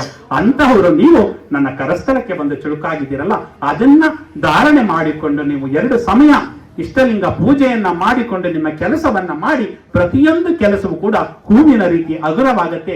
ಕಾಯಕ ಮಾಡೋದಿಕ್ಕೆ ಒಂದು ರೀತಿ ನಮಗೆ ಒಂದು ಆತ್ಮ ಶಾಂತಿಯನ್ನ ಮತ್ತು ಆತ್ಮ ಪ್ರಭೆಯನ್ನ ಉಂಟು ಮಾಡುತ್ತೆ. ಆದುದರಿಂದ ಪ್ರತಿಯೊಬ್ಬರು ಕೂಡ ಇಷ್ಟಲಿಂಗ ಧಾರಣೆಯನ್ನ ಮಾಡಬೇಕು ಅಂತ ನಾನು ಈ ಸಂದರ್ಭದಲ್ಲಿ ತಮ್ಮಲ್ಲಿ ಮನವಿ ಮಾಡಿಕೊಳ್ತೇನೆ. ಯಾರಾದ್ರೂ ಮನೆಯಲ್ಲಿ ಕಟ್ಟಿದ್ರೆ ದಯಮಾಡಿ ಇವತ್ತೇ, ಮನೆಯಲ್ಲಿ ಏನಾದ್ರು ಇಟ್ಬಿಟ್ಟಿದ್ರೆ ಅದನ್ನ ಇವತ್ತೇ ಹೋಗಿ ಧಾರಣೆಯನ್ನ ಮಾಡಿಕೊಂಡು ನಾಳೆಯಿಂದ 2 ಸಮಯ ಪ್ರತಿದಿನ ಬೆಳಿಗ್ಗೆ ಮತ್ತು ಸಂಜೆ ಆ ಇಷ್ಟಲಿಂಗವನ್ನ ಪೂಜೆ ಮಾಡುವುದರ ಮುಖಾಂತರ, ಜೊತೆಗೆ ಅದು ಇನ್ನೂ ಹೋಗ್ತಾ ಹೋಗ್ತಾ ಹೋಗ್ತಾ ಅದರ ಪ್ರಭೆನೇ ಬೇರೆ. ಇಷ್ಟಲಿಂಗದ ಪೂಜೆಯ ಜೊತೆಗೆ ಇಷ್ಟಲಿಂಗ ಅನುಸಂಧಾನ ಅಂತ ಕರೀತಾರೆ. ಅದರ ಮೇಲೆ ಇಷ್ಟಲಿಂಗ ಅನುಸಂಧಾನ ಅಂದ್ರೆ ಅದರ ಮೇಲೆ ಗಿವು ಏನು ಬೇಕಾಗಿಲ್ಲ. ಇಷ್ಟಲಿಂಗವನ್ನ ಹಿಡ್ಕೊಳ್ಳೋದು ನಮ್ಮ ಕಣ್ಣಿನಿಂದ ನೋಡುವಂಥದ್ದು. ಕೇವಲ ಶರಣ ಸತಿ ಲಿಂಗಪತಿ ಅಂತ ಇದೇ, ಗಂಡ ನಾವೇ ಹೆಂಡತಿ ಅಂತ. ಅಂದ್ರೆ ಯಾರು ಪೂಜೆ ಮಾಡ್ತಾರೆ ಅವರು ಹೆಂಡತಿ, ಯಾರು ಪೂಜಿಸ್ಕೊಳ್ತಾ ಇದ್ದಾರೆ ಅದೇ ಗಂಡ. ಶರಣ ಸತಿ ಲಿಂಗಪತಿ ಅಂತ 2 ಕಣ್ಣಿನಿಂದ ಅದನ್ನ ತದೇಕ ಚಿತ್ತದಿಂದ ಕೆಲವು ಗಂಟೆ ಕಾಲ ಅದನ್ನ ಮಾಡಬೇಕಾಗುತ್ತೆ. ಶಿವಯೋಗ. ಶಿವಕುಮಾರ ಸ್ವಾಮೀಜಿಗಳು ಯಾಕೆ ಅಷ್ಟು ವರ್ಷಗಳು 100 ವರ್ಷ ಮೀರಿದ್ರು ಕೂಡ ಕನ್ನಡಕವನ್ನ ಬಳಸ್ತಾ ಇರಲಿಲ್ಲ ಅಂದ್ರೆ ಆ ಶಿವಯೋಗದ ಪ್ರಭಾವ. ಅವರು ಕನ್ನಡಕವನ್ನ ಅಷ್ಟು ವರ್ಷ ಆದ್ರೂ ಕೂಡ ಬಳಸಲಿಲ್ಲ. ಆ ಕಣ್ಣಿನ ಕಾಂತಿ ಹೆಚ್ಚಾಗುತ್ತೆ. ಯಾವಾಗ ನೀವು ಇಷ್ಟಲಿಂಗ ಪೂಜೆಯನ್ನ ಇಷ್ಟಲಿಂಗವನ್ನ ಅನುಸಂಧಾನವನ್ನ ಮಾಡ್ತಿರೋ ನಿಮ್ಮ ಕಣ್ಣಿನ ಕಾಂತಿ ಹೆಚ್ಚಾಗುತ್ತೆ, ಕಣ್ಣಿನ ಪ್ರಭೆ ಕೂಡ ಇನ್ನೂ ಹೆಚ್ಚಾಗುತ್ತೆ. ಅಂತಹ ಒಂದು ಇಷ್ಟಲಿಂಗ ಅನುಸಂಧಾನ, ಆ ಇಷ್ಟಲಿಂಗವನ್ನ ನೋಡ್ತಾ ನೋಡ್ತಾ ನೋಡ್ತಾ ಆನಂದ ಬಾಷ್ಪ ಬರುತ್ತೆ. ಮತ್ತೆ ಇಲ್ಲಿ ಅಮೃತ ಒಸರುತ್ತೆ, ಯಾವ್ದ್ರಲ್ಲಿ ಗಂಟಲಲ್ಲಿ. ಆ ನೋಡ್ತಾ ನೋಡ್ತಾ ಆದಾಗ ಅಮೃತ ಒಸರಿಸುವಿಕೆ ಅದು ಅಂತ. ಆಗ ಕೊನೆಗೆ ಇಲ್ಲಿ ಒಂದು ಕಣ್ಣಿರುತ್ತೆ, ನಮ್ಗೆ 2 ಕಣ್ಣಿರೋದು, ಇನ್ನೂ ಒಂದು ಕಣ್ಣಿರುತ್ತೆ. ಆ ಇಷ್ಟಲಿಂಗ ಅನುಸಂಧಾನವನ್ನ ಮಾಡಿದ್ರೆ ನಮ್ಮ ಯಡಿಯೂರು ಸಿದ್ಧಲಿಂಗೇಶ್ವರಿ ಹೇಳ್ತಾರೆ, ಮುಚ್ಚಿದ ಕಣ್ಣ ತೆರೆದುದ ಕಂಡೆ ಅಂತ ಹೇಳ್ತಾರೆ ಒಂದು ವಚನದಲ್ಲಿ. ಮುಚ್ಚಿದ ಕಣ್ಣ ತೆರೆದುದ ಕಂಡೆ, ಈ 2 ಇದರ ಮಧ್ಯದಲ್ಲಿ ಒಂದು ಕಣ್ಣಿದೆ.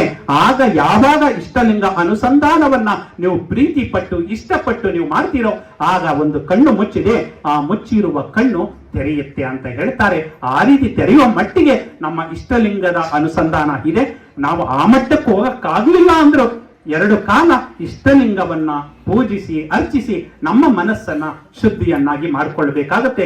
ಆ ಶುದ್ಧಿಯನ್ನ ಮಾಡ್ಕೊಳ್ಳಕ್ಕೆ ಬಸವಾದಿ ಪ್ರಮತರು ಕೊಟ್ಟಿರುವಂತಹ ಈ ಇಷ್ಟಲಿಂಗ ತತ್ವವನ್ನ ನಾವು ಮನವಿಟ್ಟು ಆರಾಧಿಸಬೇಕಾಗತ್ತೆ. 2 ಆಯ್ತು. ಒಂದು ತನು ಶುದ್ಧಿ ಆಯ್ತು, ದೇಹ ಶುದ್ಧಿ ಆಯ್ತು ಕಾಯಕದಿಂದ.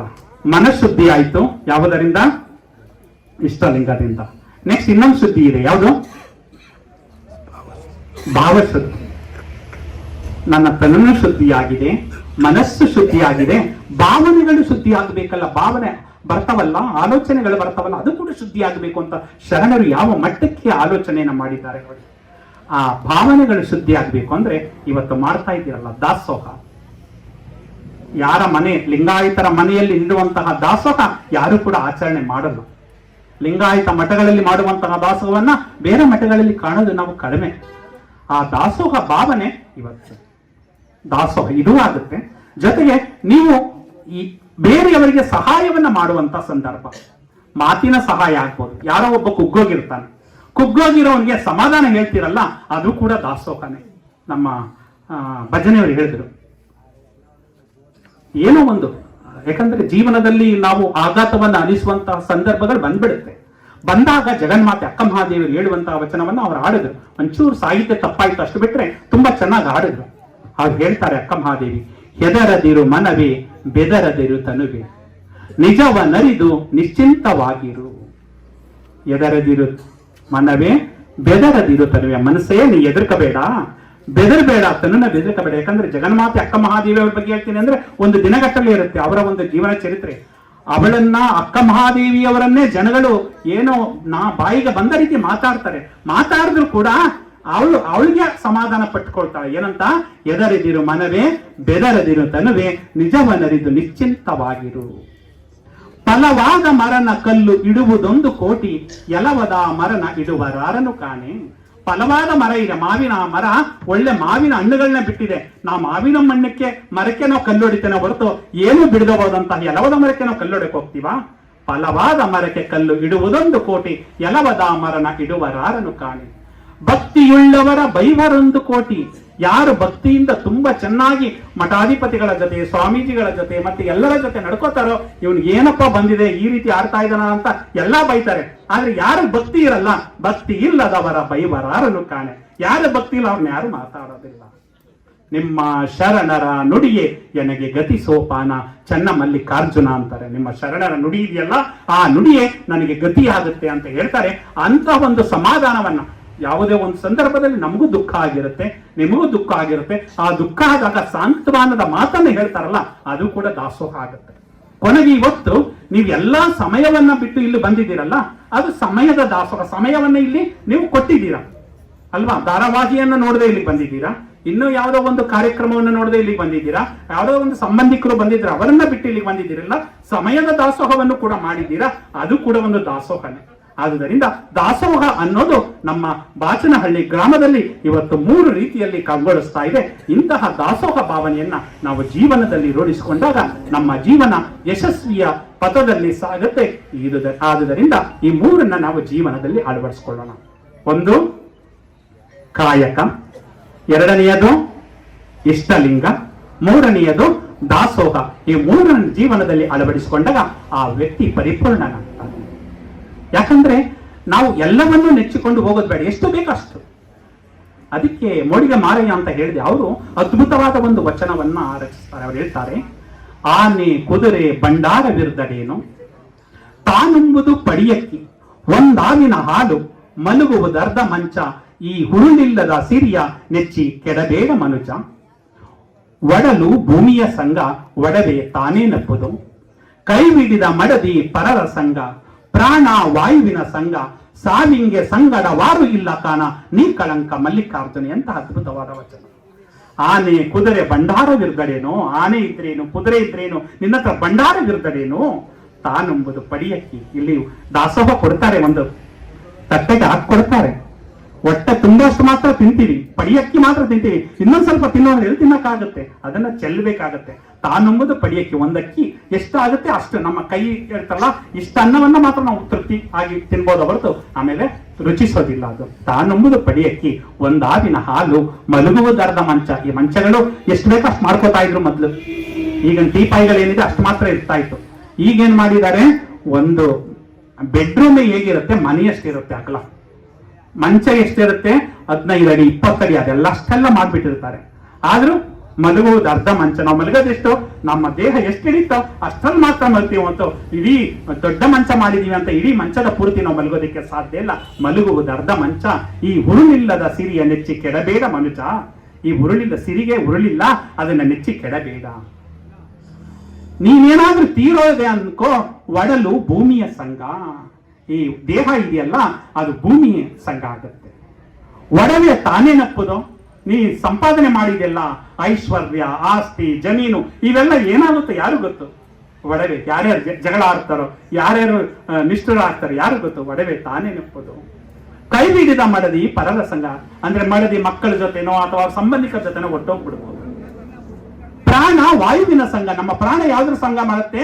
ವಾಯು ಅಂದ್ರೆ ಗಾಳಿಯ ಸಂಘ ಮಾಡುತ್ತೆ. ಸಾವಿಂಗೆ ಸಂಗಡವಾರು ಇಲ್ಲ ಕಾಣ, ಸಾವಿನ ಜೊತೆ ಯಾರು ಕೂಡ ಬರೋದಿಲ್ಲ, ನೀ ಕಳಂಕ ಮಲ್ಲಿಕಾರ್ಜುನ ಅಂತ ಹೇಳ್ತಾರೆ. ಈ ರೀತಿ ಆ ಮೋಳಿಗೆ ಮಾರಯ್ಯನವರು ಹೇಳಿರುವಂತಹ ವಚನ ಅಕ್ಷರಶಃ ಸತ್ಯವಾದದ್ದು. ಈ ವಚನವನ್ನ ಜೀವನದಲ್ಲಿ ಅಳವಡಿಸಿಕೊಳ್ಳೋಣ. ಇದಕ್ಕೆ ಅನೇಕ ದೃಷ್ಟಾಂತಗಳಿದೆ. ನಾನು ಹೆಬ್ಬಣಿಯಲ್ಲಿ ಹೇಳಿದ್ದೆ ಅದಕ್ಕೆ ಕತೆ, 4 ಹೆಂಡತಿಯರ ಕತೆ. ಅದಕ್ಕೆ ಹೇಳಕ್ಕೋದ್ರೆ ಸಮಯ ಆಗುತ್ತೆ. ಅದರಿಂದ ಆ ಕಥೆಯನ್ನ ಮತ್ತೆ ನಾನು ಪುಸ್ತಕ ಕೊಟ್ಟಿದ್ದೇನೆ.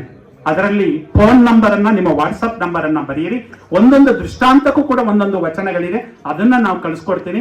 ನಮ್ಮ ಶಿವಪುರ ಉಮಾಪತಿ ಅವರು ಇದಾರಲ್ಲ, ಅವರ ಹತ್ರ ಪುಸ್ತಕ ಇದೆ. ನಿಮ್ಮ ವಾಟ್ಸಪ್ ನಂಬರ್ ಬರೀರಿ. ಅನೇಕ ದೃಷ್ಟಾಂತಗಳನ್ನ ಕಳಿಸ್ಕೊಡ್ತೀನಿ. ಅದನ್ನ ಬೇಜಾರಾದಾಗ ಮನಸ್ಸಿನಲ್ಲಿ ನೀವು ಅದನ್ನ ಕೇಳಿದಾಗ ನೀವು ಕೂಡ ಯಾವ ರೀತಿ ಜೀವನವನ್ನ ಸಾಗಿಸ್ಬೇಕು ಅನ್ನೋದಕ್ಕೆ ದಾರಿ ಮಾಡಿಕೊಡುತ್ತೆ ಅಂತ ಹೇಳ್ತಾ, ಬೇರೆ ನಮ್ಮ ಒಕ್ಕಲಿಗ ಮುದ್ದಣ್ಣನವರು ಒಂದು ವಿಶೇಷವಾದಂತಹ ಒಂದು ಸಂದರ್ಭವನ್ನ ಹೇಳಿ ನನ್ನ ಈ ಒಂದು ಉಪನ್ಯಾಸಕ್ಕೆ ವಿರಾಮ ಹೇಳೋದಿಕ್ಕೆ ನಮ್ಮ ಮಲ್ಲೇಶಣ್ಣವರು ಸಮಯದ ಅರಿವನ್ನ ನಮಗೆ ಮೂಡಿಸ್ಬಿಟ್ಟಿದ್ದಾರೆ. ಅಲ್ಲಿಗೆ ನನ್ನ ಈ ಒಂದು ಉಪನ್ಯಾಸಕ್ಕೆ ವಿರಾಮ ಹೇಳೋದಿಕ್ಕೆ ಇಷ್ಟಪಡ್ತೀನಿ. ಹೌದಾ? ಸರಿ ಸರಿ. ಹಾಗಾದ್ರೆ 4 ಜನ ಹೆಂಡತಿಯರ ಕಥೆಯನ್ನ ಹೇಳಿಬಿಡ್ತಾರೆ. ಸ್ವಾಮಿ ಹೇಳ್ಬೋದಲ್ಲ?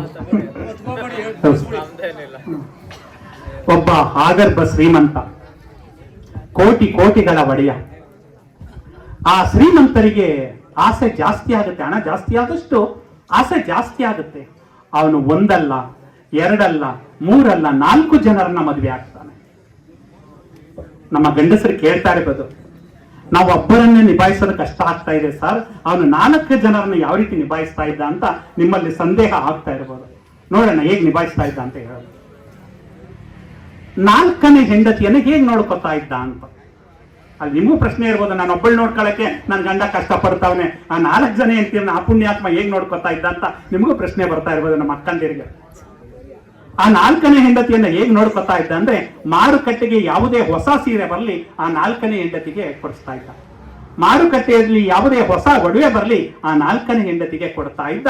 ತುಂಬಾ ಚೆನ್ನಾಗಿ ಅವಳನ್ನ ನೋಡ್ತಾ ಇದ್ದ, ಪ್ರೀತಿಸ್ತಾ ಇದ್ದ.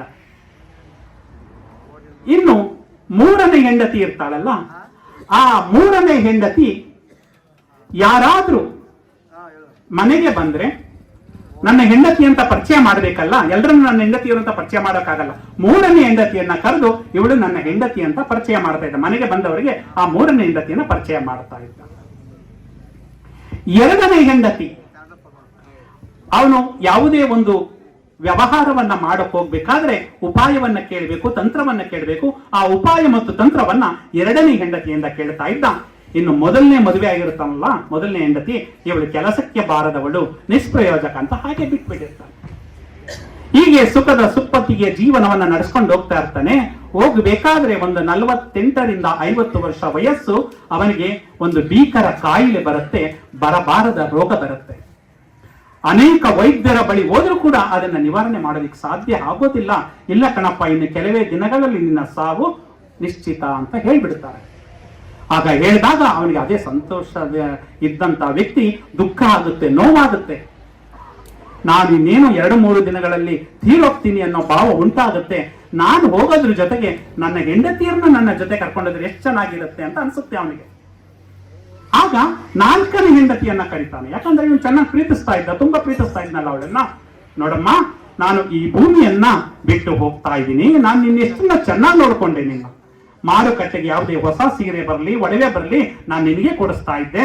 ಈಗ ನಾನು ಈ ಭೂಮಿಯನ್ನ ಬಿಟ್ಟು ಹೋಗ್ತಾ ಇದ್ದೀನಿ, ನೀನ್ ನನ್ನ ಜೊತೆ ಬರ್ತೀಯ ಅಂದಾಗ ಅವಳಂತಾಳೆ, ಈ ಸ್ವರ್ಗವನ್ನ ಬಿಟ್ಟು ಬರ್ತೀನ, ಈ ಭೂಲೋಕವನ್ನ ಬಿಟ್ಟು ಬರ್ತೀನ, ನಾ ಬರೋದಿಲ್ಲಪ್ಪ ಅಂದಾಗ ಅವನಿಗೆ ಕರುಳು ಚೂರು ಚಿತ್ತಂಗಾಗ.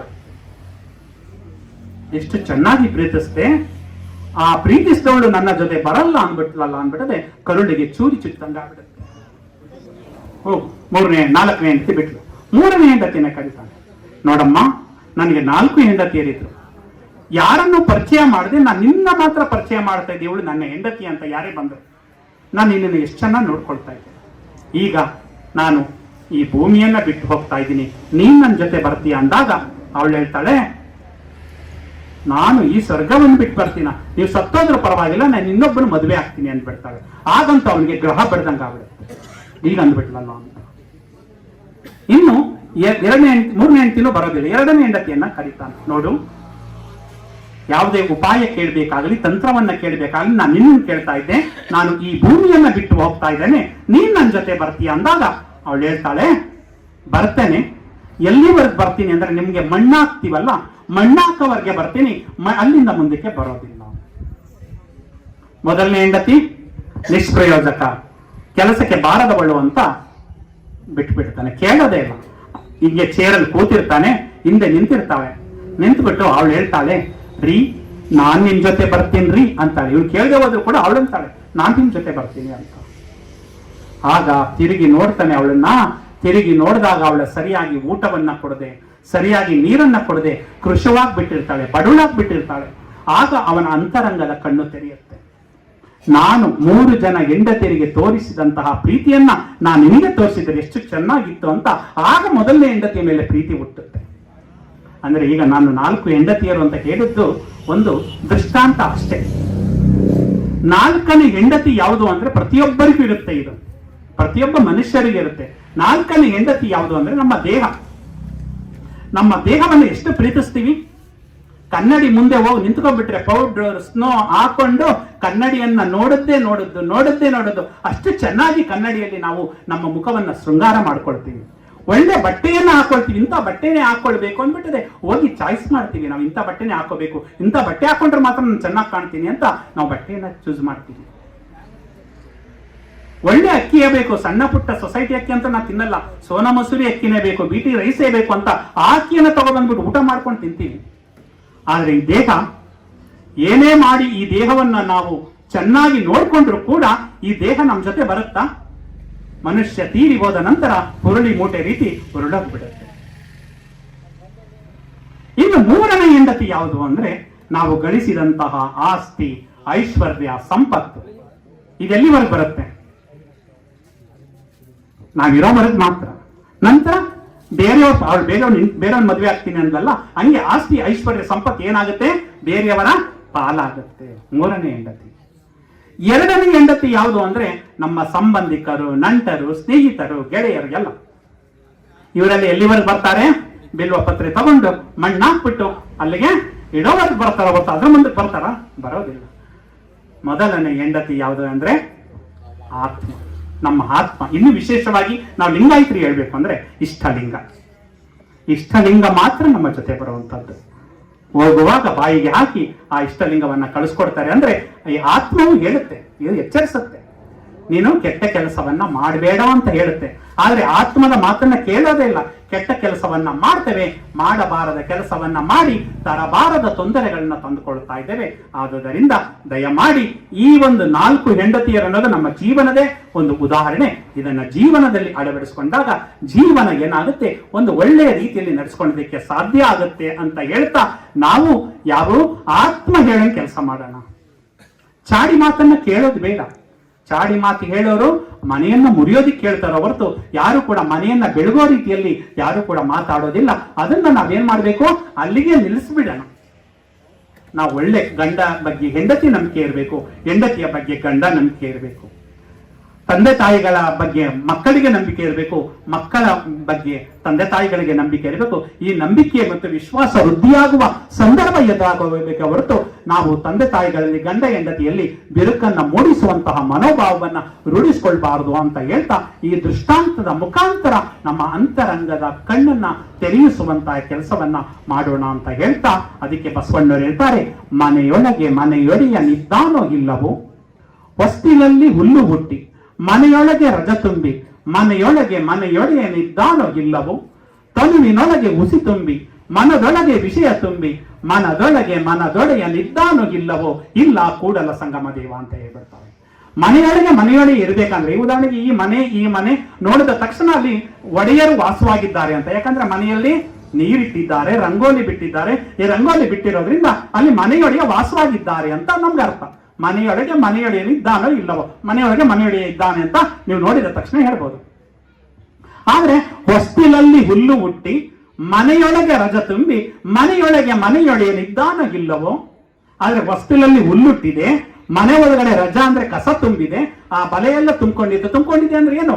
ಮನೆಯೊಳಗೆ ಇದ್ದಾನ ಅಂತನಾ? ಇಲ್ಲ, ಮನೆಯೊಡೆಯ ಇಲ್ಲ ಅಂತ. ಯಾವಾಗ ಹೊಸ್ತಿಲಲ್ಲಿ ಹುಲ್ಲು ಬೆಳೆಯುತ್ತೋ, ಮನೆಯ ಒಳಗಡೆ ಬಲೆ ಇರುತ್ತೋ, ಆಗ ಮನೆಯೊಡೆಯ ಇಲ್ಲ. ಮುಂದುವರೆದು ಹೇಳ್ತಾರೆ ತುಂಬಾ ವಿಶೇಷವಾಗಿ, ತನುವಿನೊಳಗೆ ಹುಸಿ ತುಂಬಿ, ಇಡೀ ದೇಹ ಪೂರ್ತಿ ಸುಳ್ಳು ತುಂಬಿ, ಮನದೊಳಗೆ ವಿಷಯ ತುಂಬಿ, ನಮ್ಮ ಮನಸ್ಸು ಪೂರ್ತಿ ಅನೇಕ ವಿಷಯ, ಆಸೆ ದುರಾಸೆಗಳು ತುಂಬಿಟ್ಟಾಗ ಯಾಕಂದ್ರೆ ಕಣ್ಣಿದೆ, ಏನು ಒಳ್ಳೆಯದನ್ನ ನೋಡು ಅಂತ, ಒಳ್ಳೆಯದನ್ನ ನೋಡಬೇಕು. ಕಿವಿ ಇದೆ, ಒಳ್ಳೆಯದನ್ನ ಕೇಳು ಅಂತ. ಕೈ ಇದೆ, ಒಳ್ಳೆಯದನ್ನ ಮಾಡು ಅಂತ. ಯಾಕೆ ಶರಣರು ಹೇಳ್ತಾರೆ, ಶರಣರು ಹೇಳುವಂತಹ ವಚನಗಳಿಂದ ಏನು ಅಂದ್ರೆ ತಲೆಯಲ್ಲಿ ಸದ್ವಿಚಾರ ಉಂಟಾಗ್ಲಿ ಅಂತ ಅವ್ರು ಹೇಳುವಂತದ್ದು ವಚನಗಳು ಹೇಳಿದಾರಲ್ಲ. ತಲೆಯಲ್ಲಿ ಸದ್ವಿಚಾರ, ಎದೆಯಲ್ಲಿ ಸದ್ಭಾವ, ಕೈಯಲ್ಲಿ ಸತ್ಕಾರ್ಯ, ಬಾಯಲ್ಲಿ ಸವಿ ಮಾತು, ಇದನ್ನ ಉಂಟಾಗ್ಲಿ ಅಂತ ವಚನಗಳನ್ನ ಕೊಟ್ಟಿದ್ದಾರೆ. ಹಾಗೆ ತನುವಿನೊಳಗೆ ಹುಸಿ ತುಂಬಿಟ್ರೆ ಎಲ್ಲಿರ್ತಾನೆ? ಮನದೊಳಗೆ ವಿಷಯ ದುರಾಸೆ ತುಂಬಿಟ್ರೆ ಎಲ್ಲಿರ್ತಾನೆ? ಯಾರು? ತನುವಿನೊಳಗೆ ಹುಸಿ ತುಂಬಿ ಮನದೊಳಗೆ ವಿಷಯ ತುಂಬಿ ಮನದೊಡೆಯ ನಿದ್ದಾನ ಇಲ್ಲವೋ? ಮನದೊಡೆಯ ಆ ಭಗವಂತ ಆತ್ಮದಲ್ಲಿ, ನಮ್ಮ ಆತ್ಮದಲ್ಲಿ ತಾನೇ ಪರಮಾತ್ಮ ಸಾಕ್ಷಾತ್ಕಾರ ಆಗುವಂಥದ್ದು. ನಾನು ಹುಸಿ ತುಂಬಿಟ್ಟಿದ್ದೀನಿ, ದುರಾಸೆಗಳು ತುಂಬಿಟ್ಟಿದಾಗ ಮನದೊಳಗೆ ಎಲ್ಲಿರ್ತಾನೆ? ಇಲ್ಲ, ಕೂಡಲ ಸಂಗಮ ದೇವ. ತನುವಿನಲ್ಲಿ ಹುಸಿ ತುಂಬಿದೆ, ಮನದೊಳಗೆ ವಿಷಯ ತುಂಬಿದೆ ಅಂದ್ರೆ ಆ ಭಗವಂತ ಇಲ್ಲಿ ನೆಲೆಸೋದಿಲ್ಲ ಅಂತ ಹೇಳ್ತಾರೆ. ಆದುದರಿಂದ ಪ್ರತಿಯೊಬ್ಬರು ನಾವು ದೇವರನ್ನ ಎಲ್ಲೆಲ್ಲೋ ಹುಡುಕೋದಲ್ಲ, ನಮ್ಮಲ್ಲೇ ನಾವು ಹುಡುಕ್ಬೇಕು ಅಲ್ವಾ? ಕಾಶಿ, ಸೇತುಬಂಧ, ರಾಮೇಶ್ವರ ಇಲ್ಲೆಲ್ಲ ಹುಡುಕೋದಲ್ಲ, ನಾವೆಲ್ಲಿ ಹುಡುಕ್ಬೇಕು? ನಮ್ಮೊಳಗೆ ನಾವನ್ನ ಹುಡುಕ್ಬೇಕು. ಶರಣರು ದೇವರ ಬಗ್ಗೆ ಹೆಚ್ಚು ತಲೆ ಕೆಡಿಸ್ಕೊಳ್ಳಿಲ್ಲ, ಮಾನವನೇ ಮಹಾದೇವ ಆಗ್ಬೇಕು ಅಂತ. ಯಾರಾದ್ರೂ ಒಂದು ಲೋಟ ನೀರನ್ನ ಕೊಟ್ರೆ ದಾಹ ಆದಾಗ, ಅಯ್ಯೋ ನನಗೆ ತುಂಬಾ ದಾಹ ಆಗಿತ್ತು ಕಣಪ್ಪ, ದೇವರ ರೀತಿ ನೀನು ನೀರು ಕೊಟ್ಟೆ ಅಂತ ಹೇಳ್ತಾರೆ. ಹೊಟ್ಟೆ ಹಸುವಾಗಿರುತ್ತೆ, ಹಸುವಾದಾಗ ಒಂದು ಊಟವನ್ನ ಕೊಟ್ಟರು ಅಂದಾಗ, ಅಯ್ಯೋ ಊಟ ಕೊಟ್ಟಲ್ಲಪ್ಪ, ನಾನು ಹಸಿವನ್ನ ನಿಂಗಿಸ್ತಲ್ಲ, ನೀನು ನನ್ನ ಪಾಲಿನ ದೇವರು ಅಂತ ಹೇಳ್ತಾರೆ. ಈ ರೀತಿ ದೇವರು ಆಗಬೇಕು ಅನ್ನೋದೇ ಶರಣರು. ಮಾನವ ಮಹಾದೇವ ಆಗಬೇಕು ಅಂತ ಅದಕ್ಕೆ ಹೇಳ್ತಾರೆ. ಅಲ್ಲಮ್ಮ ಪ್ರಭುದೇವರು ದೇವರ ಮುಂದೆ ನಿಂತ್ಕೊಂಡಿದ್ದಾರೆ, ನಿಂತ್ಕೊಂಡು ದೇವರ ಜೊತೆನೆ ಸರ್ಸಾಡ್ತಾರೆ ಶರಣರು. ಯಾಕಂದ್ರೆ ನಾನು ಶುದ್ಧವಿದ್ದಾಗ ದೇವರು ಏನು ಕಡಿಮೆ ಏನಲ್ಲ, ದೇವರೇನು ಹೆಚ್ಚೇನಲ್ಲ, ದೇವರ ಜೊತೆನೆ ಸಂವಾದ ಮಾಡ್ತಾರೆ ಶರಣರು. ಯಾವ ರೀತಿ ಸಂವಾದ ಮಾಡ್ತಾರೆ ಗೊತ್ತಾ? ಅಲ್ಲಮ್ಮ ಪ್ರಭು ದೇವರ ಮುಂದೆ ನಿಂತ್ಕೊಂಡು, ನಾ ದೇವನಲ್ಲದೆ ನೀ ದೇವನೇ, ನೀ ದೇವನಾದಡೆ ಎನ್ನನೇಕೆ ಸಲಹೆ, ಆರೈದು ಒಂದು ಕುಡಿತೆ ಉದಕವನೆರವೆ, ಹಸಿದಾಗ ಹೋಗರವ ನಿಕ್ಕುವೆ, ನಾ ದೇವಕಾನ ಮುಗೀಶ್ವರ. ನಾನು ಕಣಪ್ಪ ದೇವರು, ನೀನಲ್ಲ ದೇವರು. ನಾ ದೇವನಲ್ಲದೆ ನೀ ದೇವನೇ, ನೀ ದೇವನಾದರೆ ಎನ್ನನೇಕೆ ಸಲಹೆ. ನೀ ದೇವರಾಗಿದ್ರೆ ನನ್ನನ್ನು ಯಾಕೆ ಕಾಪಾಡ್ತಾ ಇಲ್ಲ ನೀನು? ನನ್ನನ್ನು ಯಾಕೆ ರಕ್ಷಿಸ್ತಾ ಇಲ್ಲ ನೀನು? ಯಾಕೆ ನಾ ದೇವರು ಅಂತ ಹೇಳಿದ್ರೆ, ಆರೈದು ಒಂದು ಕುಡಿತೆ ಉದಕವ ನೆರವೆ. ಯಾರಾದ್ರೂ ದಾಹ ಅಂತ ಬಂದ್ರೆ ಅವ್ರು ಉದಕ ಅಂದ್ರೆ ನೀರನ್ನು ಕೊಡ್ತಾನೆ. ಹಸಿವಾದರೆ ಹೋಗರವ ನಿಕ್ಕುವೆ, ಯಾರಾದ್ರೂ ಹಸಿವು ಅಂತ ಬಂದ್ರೆ ಅವರಿಗೆ ನಾನು ಊಟವನ್ನ ಕೊಡ್ತೇನೆ. ನಾ ದೇವ ಕಾಣ ಗುಗೇಶ್ವರ, ನೀನಲ್ಲ ದೇವರು, ನಾ ದೇವರು ಅಂತ ಆ ದೇವರಿಗೆ ಸವಾಲು ಹಾಕುವಂತ ಎದೆಗಾರಿಕೆ ಶರಣರಲ್ಲಿತ್ತು. ಆ ಶರಣರ ವಚನಗಳನ್ನ ಜೀವನದಲ್ಲಿ ಅಳವಡಿಸಿಕೊಂಡು ನಾವೇ ಮಹಾದೇವ ಆಗಬೇಕು. ಅದಕ್ಕೆ ಹೇಳುವಂತಹ ಬಾಲಸಂಗಯ್ಯ ಅಪ್ರಮಾಣ ದೇವ ಅಂತ ಒಂದು ವಚನವನ್ನ ಬಾಲಸಂಗಯ್ಯ ಅಂತ ಬರ್ತಾರೆ. ಎಂತ ಅದ್ಭುತವಾದ ವಚನ ಬರೀತಾರೆ ಅಂದ್ರೆ, ಕಲ್ಲು ದೇವರು ದೇವರಲ್ಲ, ಮಣ್ಣು ದೇವರು ದೇವರಲ್ಲ, ಕಂಚು ಹಿತ್ತಾಳೆ ತಾಮ್ರಗಳಿಂದ ಮಾಡಿದ ದೇವರು ದೇವರಲ್ಲ. ಹಂಗಾರೆ ಯಾವ ದೇವರು? ಕಲ್ ದೇವರು ದೇವರಲ್ಲ, ಮಣ್ಣು ದೇವರು ದೇವರ ಅಂದ್ರೆ ಕಂಚು ಹಿತ್ತಾಳೆ ತಾಮ್ರ. ಜನಾರ್ದನ್ ರೆಡ್ಡಿ ಅಂತವ್ರು ತಿರುಪತಿಗೆ ಲಕ್ಷಾಂತರ ಕೋಟಿಯ ದೇವರನ್ನೇ ತಗೊಂಡು ಕೊಟ್ಬಿಟ್ರು. ಆದ್ರೆ ಅವ್ರು ಜೈಲು ಹೋದ ತಪ್ಪಿಲ್ಲ. ಕಲ್ಲು ದೇವರು ದೇವರಲ್ಲ, ಮಣ್ಣು ದೇವರು ದೇವರಲ್ಲ, ಕಂಚು ಹಿತ್ತಾಳೆ ತಾಮ್ರಗಳಿಂದ ಮಾಡಿದ ದೇವರು ದೇವರಲ್ಲ. ಹಾಗಾದ್ರೆ ಇನ್ಯಾವ ದೇವರು ಮುಂದುವರೆಕೋಗ್ತಾರೆ. ಸೇತು ಬಂದ ರಾಮೇಶ್ವರ, ಗೋಕರ್ಣ, ಕಾಶಿ, ಅಷ್ಟ ಷಷ್ಠಿ ಪುಣ್ಯ ಕ್ಷೇತ್ರಗಳಲ್ಲಿಗ ದೇವರು ದೇವರಲ್ಲ. ಸೇತು ಬಂದಕ್ಕೆ ಹೋಗ್ತಾರೆ, ರಾಮೇಶ್ವರಕ್ಕೆ ಹೋಗ್ತಾರೆ, ಗೋಕರ್ಣಕ್ಕೆ ಹೋಗ್ತಾರೆ, ಕಾಶಿಗೆ ಹೋಗ್ತಾರೆ. ಯಾರನ್ನು ಹುಡುಕಿಕೊಂಡು? ದೇವರನ್ನ ಹುಡುಕಿಕೊಂಡು. ಅದು ದೇವರ ಅಲ್ಲ. ಹಂಗಾರೆ ಯಾವ ದೇವರು? ತನ್ನ ತಾನರಿತು ತಾನಾರೆಂದು ತಿಳಿದೊಡೆ ತಾನೇ ದೇವರು ನೋಡ ಅಪ್ರಮಾಣ ಕೂಡಲ ಸಂಗಮ ದೇವ ಅಂತ ಬಾಲಸಂಗಯ್ಯನವ್ರು ಹೇಳ್ತಾರಲ್ಲ. ತನ್ನನ್ನ ತಾನು ಅರ್ತ್ಕೊಂಡೆ, ನಮ್ಮನ್ನ ನಾವು ಅರ್ತ್ಕೊಂಡು ಅದನ್ನ ಅರ್ತ್ಕೊಂಡ್ರೆ ಅದೇ ದೇವರು ಅಂತ. ಹೀಗೆ ಒಂದು ಮಗು ಕೇಳುತ್ತೆ ತಾಯಿನ, ಅಮ್ಮ ದೇವ್ರಿರ್ಲಿ ಅಂತ. ಇಲ್ಲಪ್ಪ, ಅವ್ರು ದೇವ್ರು ಸಿಗೋದಿಲ್ಲ ಅಂತ. ದೇವರನ್ನ ತುಂಬಾ ಹುಡಿಕೊಂಡು ಹೋಗ್ಬೇಕು, ದೇವ್ರು ಸಿಗೋದಿಲ್ಲ ಅಂತ ಹೇಳ್ತಾರೆ. ಒಬ್ರು ವಯಸ್ಸಾಗಿರ್ತದೆ, ವೃದ್ಧರಾಗಿರ್ತಾರೆ, ಅವರು ಕೂಡ ತುಂಬಾ ಜನರನ್ನ ಕೇಳ್ತಾರೆ ದೇವ್ರು ಎಲ್ಲಿದ್ದಾನೆ ಅಂತ. ಇಲ್ಲ ಕಣಪ್ಪ, ಅದು ತುಂಬಾ ಅನುಸಂಧಾನ ಮಾಡಬೇಕು, ಆ ಸಂದರ್ಭದಲ್ಲಿ ದೇವ್ರು ಸಿಗೋದು ಅಂತ.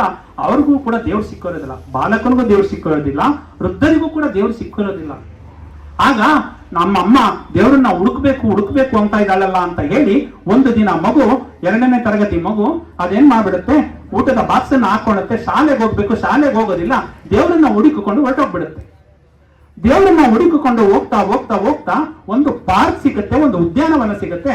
ಆ ಉದ್ಯಾನವನಕ್ಕೆ ಹೋಗಿ ಆ ಮಗು ಕುಳಿತುಕೊಂಡು ಅಲ್ಲೇ ದೇವರು ಸಿಕ್ಲೇ ಇಲ್ವಲ್ಲ, ಸುಮಾರು ದೂರ ನಡೆದ್ನಲ್ಲ ಅಂತ ಅಲ್ಲಿ ಕೂತ್ಕೊಂಡಾಗ ಪಕ್ಕದಲ್ಲಿ ಒಬ್ರು ವೃದ್ಧ, ಅಂದ್ರೆ ಅವ್ರಿಗೂ ಕೂಡ ದೇವರು ಸಿಕ್ಕಿರೋದಿಲ್ಲ.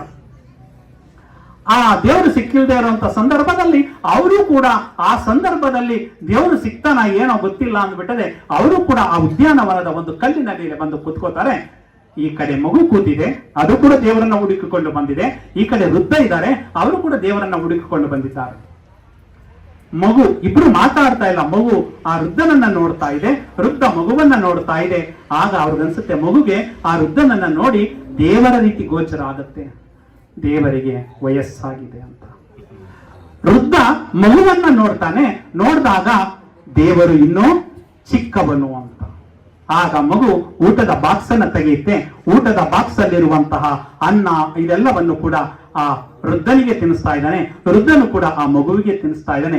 ಇಬ್ಬರು ಕೂಡ ಚೆನ್ನಾಗಿ ಊಟವನ್ನ ಮಾಡಿ ನಂತರ ಸಂಜೆ ಆಗುತ್ತೆ. ಸಂಜೆಯ ನಂತರ ಮಗು ಮನೆಗೆ ಹೋಗುತ್ತೆ, ಈ ವೃದ್ಧ ಅವರ ಮನೆಗೆ ಬರ್ತಾನೆ. ಆಗ ತಾಯಿ ಕೇಳ್ತಾನೆ, ಎಲ್ಲಿಗೆ ಹೋಗಿದ್ದೆ ಅಂತ. ಅಮ್ಮ, ದೇವರನ್ನ ಹುಡುಕ್ಬೇಕು ಅಂದಿದ್ದಲ್ಲ, ದೇವರನ್ನ ಹುಡುಕಿಕೊಂಡು ಹೋಗಿದ್ದೆ. ದೇವರು ಸಿಕ್ತ. ಹೌದಾ, ದೇವ್ರು ಸಿಕ್ಕದ್ನ? ಹೇಗಿದ್ದ? ದೇವರಿಗೆ ತುಂಬಾ ವಯಸ್ಸಾಗಿದೆ ಅಮ್ಮ. ಇವರು ಕೂಡ ತುಂಬಾ ಬೆಳಿಗ್ಗೆಯಿಂದ ಸಂಜೆವರೆಗೂ ವೃದ್ಧ ಇರಲಿವಲ್ಲ, ಎಲ್ಲ ಮನೆಯವರೆಲ್ಲ ಹುಡುಕ್ತಾ ಇರ್ತಾರೆ. ಅವರು ಕೇಳ್ತಾರೆ, ಎಲ್ಲಿ ಹೋಗಿದ್ವಿ? ದೇವರನ್ನ ಹುಡುಕಿಕೊಂಡು ಹೋಗಿದ್ದೆ. ದೇವರು ಸಿಕ್ಕದ್ನ? ಹೇಗಿದ್ದ? ದೇವರು ಇನ್ನೂ ಚಿಕ್ಕವರು. ಅಂದ್ರೆ ದೇವರು ಇದಾನೆ, ನೋಡುವ ಕಣ್ಣುಗಳು ಬೇಕು ಅಷ್ಟೇ. ನೋಡುವ ಕಣ್ಣಿನಿಂದ ದೇವರು ನಮ್ಮ ಅಕ್ಕಪಕ್ಕನೆ ಸುಳಿತನ ಹೊರತು ಇಲ್ಲದ ದೇವರ ನಾವು ನೆನೆಯೋದಕ್ಕಿಂತ ನಮ್ಮ ಸುತ್ತಮುತ್ತ ಇರುವಂತಹ ನಮ್ಮ ನೋವಿಗೆ ನನ್ನ ಹೆಂಡತಿ ಸ್ಪಂದಿಸ್ತಾಳೆ ಅಂದ್ರೆ ಹೆಂಡತಿಯೇ ನನಗೆ ದೇವರಾಗ್ತಾಳೆ ಅಲ್ಲ, ಅಥವಾ ಗಂಡ ಹೆಂಡತಿಯ ನೋವಿಗೆ ಸ್ಪಂದಿಸ್ತಾನೆ ಅಂದ್ರೆ ಗಂಡ ಹೆಂಡತಿಗೆ ದೇವರಾಗ್ತಾನೆ. ತಂದೆ ತಾಯಿಗಳು ಮಕ್ಕಳ ನೋವಿಗೆ ಸ್ಪಂದಿಸ್ತಾರೆ ಅಂದ್ರೆ ತಂದೆ ತಾಯಿಗಳೇ ಮಕ್ಕಳಿಗೆ ದೇವರಾಗ್ತಾರೆ. ಈ ರೀತಿ ನೋಡುವ ಕಣ್ಣುಗಳು ತೆರೆದಾಗ ಮಾತ್ರ ದೇವರು ಕಾಣಿಸುತ್ತಾನೆ. ಆ ರೀತಿ ದೇವರನ್ನು ಹುಡುಕೋದು ಬೇಕಾಗಿಲ್ಲ, ಮಾನವನೇ ಮಹಾದೇವ ಆಗಬೇಕು ಅನ್ನುವ ಒಂದು ನಿಟ್ಟಿನಲ್ಲಿ ಇವತ್ತು ಬಾಚನಹಳ್ಳಿ ಗ್ರಾಮದಲ್ಲಿ ನಿಜವಾಗ್ಲೂ ಕೂಡ ನನಗೂ ಖುಷಿ ಆಗ್ತಾ ಇದೆ. ಯಾಕಂದ್ರೆ ಒಬ್ಬರು ಕೂಡ ಎದ್ದಿಲ್ಲ ಅಲ್ವಾ. ಮತ್ತೆ ಹೇಳದ್ ಬೇಡ ಅಂತ ನಾನು ಒಂದೇ ನಿಮಿಷದಲ್ಲಿ ನಾನು ಕೊನೆಯ ವಚನವನ್ನ ಹೇಳಿ ನನ್ನ ಉಪನ್ಯಾಸಕ್ಕೆ ವಿರಾಮ ಹೇಳ್ತಾನೆ. ಅದು ಒಂದು ಅಪರೂಪದ ಘಟನೆ, ಅದು ದೃಷ್ಟಾಂತ. ಅದನ್ನ ಹೇಳಿ 2 ನಿಮಿಷದ್ದು. ಡಾಕ್ಟರ್ ರಾಜ್ಕುಮಾರ್ ರವರು ಅಪಹರಣ ಆಗ್ತಾರೆ, ಗೊತ್ತಿರ್ಬೋದು. ಚಿಕ್ಕ ಮಕ್ಕಳಿಗೆ ಗೊತ್ತಿಲ್ಲ ಸಾಮಾನ್ಯ ಡಾಕ್ಟರ್ ರಾಜ್ಕುಮಾರ್ ಅಂದ್ರೆ. ಈಗ ದರ್ಶನ್ ಅಥವಾ ದುನಿಯಾ ವಿಜಯ್ ಇವರೆಲ್ಲ ಗೊತ್ತಾಗ್ತಾರೆ, ಡಾಕ್ಟರ್ ರಾಜ್ಕುಮಾರ್ ಅಂದ್ರೆ ಗೊತ್ತಿಲ್ಲ. ಆದ್ರೆ ಈಗಲೂ ಕೂಡ ನಾನು ರಾಜ್ಕುಮಾರ್ ಅವರ ಗೀತೆಗಳನ್ನ ರಾತ್ರಿ ಸಂದರ್ಭದಲ್ಲಿ ಒಂದು ಗೀತೆಯನ್ನ ಕೇಳಿಬಿಟ್ಟೆ ನಾನು ಮಲಿಕೊಳ್ಳೋದು. ಇನ್ನೂ ಕೂಡ ಅಷ್ಟು ಸುಶ್ರಾವ್ಯವಾಗಿರುತ್ತೆ, ಅಷ್ಟೊಂದು ಅರ್ಥಗರ್ಭಿತವಾಗಿರುತ್ತೆ ಆ ಗಾಯನವನ್ನ ಕೇಳ್ತಾ ಇದ್ರೆ. ಅಂತಹ ಡಾಕ್ಟರ್ ರಾಜ್ಕುಮಾರ್ ರವರು ಇಡೀ ಕನ್ನಡ ಜನಕ್ಕೆ ಒಂದು ರೀತಿಯ ಆರಾಧ್ಯ ದೈವ ಆಗ್ಬಿಟ್ಟಿರ್ತಾರೆ. ಅಂತಹ ರಾಜ್ಕುಮಾರನ್ನ ತಮಿಳುನಾಡಿಗೆ ಹೋಗಿದ್ದಾಗ, ಗಾಜನೂರಿಗೆ ಹೋಗಿದ್ದಾಗ ಅಲ್ಲಿಗೆ ವೀರಪ್ಪನ್ ಅಪಹರಣ ಮಾಡ್ಬಿಡ್ತಾನೆ. ವೀರಪ್ಪನ್ ಗೊತ್ತಾ? ಕೇಳಿದ್ರ? ಫಿಲಮೇ ಬಂದ್ಬಿಟ್ಟಿದೆ ಒಂದು. ನಂತರ ವೀರಪ್ಪನ್ ಅಂತ ಸಿನಿಮಾನೇ ತೆಗೆದು ಬಿಟ್ರು. ಯಾರು? ದೇವರಾಜ್ ಅಲ್ಲ, ವೀರಪ್ಪನ್ ಸಿನಿಮಾನೇ ತೆಗೆದು ಬಿಟ್ರು. ರಾಜ್ಕುಮಾರ್ನ ಅಪಹರಣ ಮಾಡ್ಬಿಡ್ತಾರೆ. ಅಪಹರಣ ಮಾಡಿ ಕಾರಿಗೆ ಹೊತ್ಕೊಂಡು ಹೋಗ್ಬಿಡ್ತಾನೆ. ಹೊತ್ಕೊಂಡು ಹೋದಾಗ ಅಲ್ಲಿ ಎಸ್.ಎಂ. ಕೃಷ್ಣ ಅವರು ಆಗ ಮುಖ್ಯಮಂತ್ರಿ ಆಗಿರ್ತಾರೆ. ಅನೇಕ ಸುತ್ತಿನ ಮಾತುಕತೆ ನಡೆಯುತ್ತೆ, ಆಗೋದಿಲ್ಲ. ಕೊನೆಗೆ ನಕ್ಕೀರನ್ ಪತ್ರಿಕೆ ಅಂತ ತಮಿಳುನಾಡಲ್ಲಿ ತುಂಬಾ ಫೇಮಸ್, ಅದರ ಸಂಪಾದಕ ಗೋಪಾಲನ್ ಅಂತ ಅವನನ್ನ ಕಳಿಸ್ತಾರೆ. ಅವನಿಗೂ ವೀರಪ್ಪನ್ ಜೊತೆಗೂ ಅವಿನಾಭಾವ ಸಂಬಂಧ, ತುಂಬಾ ಚೆನ್ನಾಗಿ ಸಂಪರ್ಕದಲ್ಲಿರ್ತಾನೆ. ಇವನು ಹೋದ್ರೆ ಡಾಕ್ಟರ್ ರಾಜ್ಕುಮಾರ್ನ ಬಿಡಿಸ್ಬೋದು ಅಂತ ಜಾಣ್ಮೆಯ ನಡೆಯನ್ನ ಸರ್ಕಾರ ಪಾಲಿಸುತ್ತೆ. ಆಗ ರಾಜ್ಕುಮಾರ್ ಅವ್ರನ್ನ ಸಂದರ್ಶನ ಮಾಡಬೇಕು, ವೀರಪ್ಪನ್ ಜೊತೆ ಸಂದರ್ಶನ ಮಾಡಬೇಕು ಅಂತ ನಕ್ಕೀರನ್ ಪತ್ರಿಕೆ ಸಂಪಾದಕ ಹೋಗ್ತಾನೆ. ವೀರಪ್ಪನ್ ಜೊತೆ ಮಾತಾಡಿ ನಂತರ ಡಾಕ್ಟರ್ ರಾಜ್ಕುಮಾರ್ ಜೊತೆ ಕಡೆ ಮಾತಾಡಿ, ಯಾಕಂದ್ರೆ ತುಂಬಾ ಜನ ಏನಾಗಿದೆ, ತುಂಬಾ ಗಾಬರಿಯನ್ನ ಪಟ್ಕೊಂಡು ಬಿಟ್ಟಿದ್ದಾರೆ. ಜನರಿಗೆ ರಾಜ್ಕುಮಾರ್ ಜೊತೆ ಮಾತಾಡುವಂತ ಸಂದರ್ಶನವನ್ನ ಟಿವಿಗಳಲ್ಲಿ ಮಾಧ್ಯಮಗಳಲ್ಲಿ ಬಿತ್ತರಿಸಬೇಕು ಅಂತ ನಕ್ಕೀರನ್ ಪತ್ರಿಕೆ ಸಂಪಾದಕ ಗೋಪಾಲನ್ ರಾಜ್ಕುಮಾರ್ ಜೊತೆ ಮಾತಾಡೋದಕ್ಕೆ, ಸಂಭಾಷಣೆ ಮಾಡೋದಕ್ಕೆ ಈ ರೀತಿ ಕೂತ್ಕೋತಾರೆ. ನಮ್ಮ ಇವ್ರು ಕೂತಿದಾರಲ್ಲ, ನಾನು ಕೂತಿದಂಗೆ ಹಂಗೆ ಕೂತ್ಕೋತಾರೆ. ಕೂತ್ಕೊಂಡು ಮಾತಾಡ್ತಾ ಇರ್ತಾರೆ. ಮಾತಾಡುವಾಗ ರಾಜ್ಕುಮಾರ್ ಸ್ವಲ್ಪನೂ ಭಯ ಇಲ್ಲ. ಆಗ ಆ ಸಂದರ್ಭದಲ್ಲಿ ಒಂದು ವಚನವನ್ನು ಉದ್ಗಾರ ಮಾಡ್ತಾರೆ ರಾಜ್ಕುಮಾರ್ ಅವರು. ವೀರಪ್ಪನು ಈ ರೀತಿಯ ಆಸೆಯಿಂದ ದುರಾಸೆಯಿಂದ ಈ ಕಾಡಿಗೆ ಬಂದು ಆನೆಗಳನ್ನ ಸುಲಿದು ಅನೇಕರನ್ನ ವಶಪಡಿಸಿಕೊಂಡು ಈ ರೀತಿ ಮಾಡ್ತಾ ಇದ್ದಾನಲ್ಲ, ಇದು ತಪ್ಪು ಅಂತ ನಿರ್ಭಯದಿಂದ, ಯಾವುದು ಹುಲಿಯ ಬಾಯಲ್ಲಿ ಇದ್ಕೊಂಡು ಹುಲಿಗೆ ನಾವು ಎದುರಾಕೊಡೋದು ಅಂತಾರಲ್ಲ, ಆ ಸಂದರ್ಭದಲ್ಲಿ ರಾಜ್ಕುಮಾರ್ ಅವರು ಬಸವಣ್ಣನವರ ಒಂದು ವಚನವನ್ನು ಹೇಳ್ತಾರೆ. ಆ ವಚನ ಯಾವುದು ಅಂದ್ರೆ, ನೂರ ನೋದಿ ನೂರ ಕೇಳಿದಡೇನು, ಆಸೆ ಹರಿಯದು ರೋಷ ಬಿಡದು, ಮಜ್ಜನ ಕೆರೆದು ಫಲವೇನು, ಮಾತಿನಂತೆ ಮನಮಿಲ್ಲದವರ ಆಸೆ ಡಂಬರ ನೋಡಿ ಮೆಚ್ಚ ನಮ್ಮ ಕೂಡಲ ಸಂಗಮ ದೇವ. ನೂರ ನೋದಿ ನೂರ ಕೇಳಿದಡೇನು, ನೂರು ಓದ್ತಾ ಇದೀವಿ, ನೂರನ್ನ ಕೇಳ್ತಾ ಇದೀವಿ, ಆದ್ರೂ ಕೂಡ ಆಸೆ ಹರಿಯೋದು ರೋಷ ಬಿಡೋದು. ಆಸೆ ಬಿಡಲ್ಲ, ರೋಷ ಬಿಡಲ್ಲ, ಏನ್ ಪ್ರಯೋಜನ? ಆ ರೀತಿ ಆ ವಚನವನ್ನ, ಬಸವಣ್ಣನವರ ವಚನವನ್ನ ಡಾಕ್ಟರ್ ರಾಜ್ಕುಮಾರ್ ಅವರ ಅಪಹರಣ ಆಗ್ತಲ್ಲ, ಅಪಹರಣವಾದ ಸಂದರ್ಭದಲ್ಲೂ ಕೂಡ ಅವರು ಜೀವನದಲ್ಲಿ ತಂದುಕೊಂಡು ಆ ನಕೀರನ್ ಪತ್ರಿಕೆಯ ಸಂಪಾದಕನಾದಂತ ಗೋಪಾಲನ್ ಮುಂದೆ ಅವರು ಹೇಳ್ತಾ ಇದ್ದಾರೆ, ಮಜ್ಜನಕ್ಕೆರೆದು ಫಲವೇನು, ಮಾತಿನಂತೆ ನಡೆಗಿಲ್ಲದವರ ಮೆಚ್ಚ ನಮ್ಮ ಕೂಡಲ ಸಂಗಮ ದೇವ ಅಂತ ಯಾವುದೇ ಭಯವಿಲ್ಲದೆ ಹೇಳ್ತಾರೆ. ಹಾಗೆ ವಚನವನ್ನ ನೀವು ಜೀವನದಲ್ಲಿ ಅಳವಡಿಸಿಕೊಂಡಾಗ ಯಾರ ಭಯವಿಲ್ಲದೆ, ಯಾರ ಅಂಗಿಲ್ಲದೆ ನಿಮ್ಮ ಜೀವನವನ್ನ ಯಶಸ್ವಿಯಾಗಿ ನಡೆಸಬಹುದು ಅಂತ ಹೇಳ್ತಾ, ಇವತ್ತು ಬಾಚನಹಳ್ಳಿ ಗ್ರಾಮದಲ್ಲಿ ನನಗೆ 9:15 ಹೇಳಿದ್ರು, ಕರೆಕ್ಟ್ 9:15 ಮುಗಿಸ್ತಾ ಇದ್ದೀನಿ. ಸ್ವಾಮೀಜಿಗಳು ಅವರ ಆಶೀರ್ವಚನವನ್ನು ಕೇಳಬೇಕು.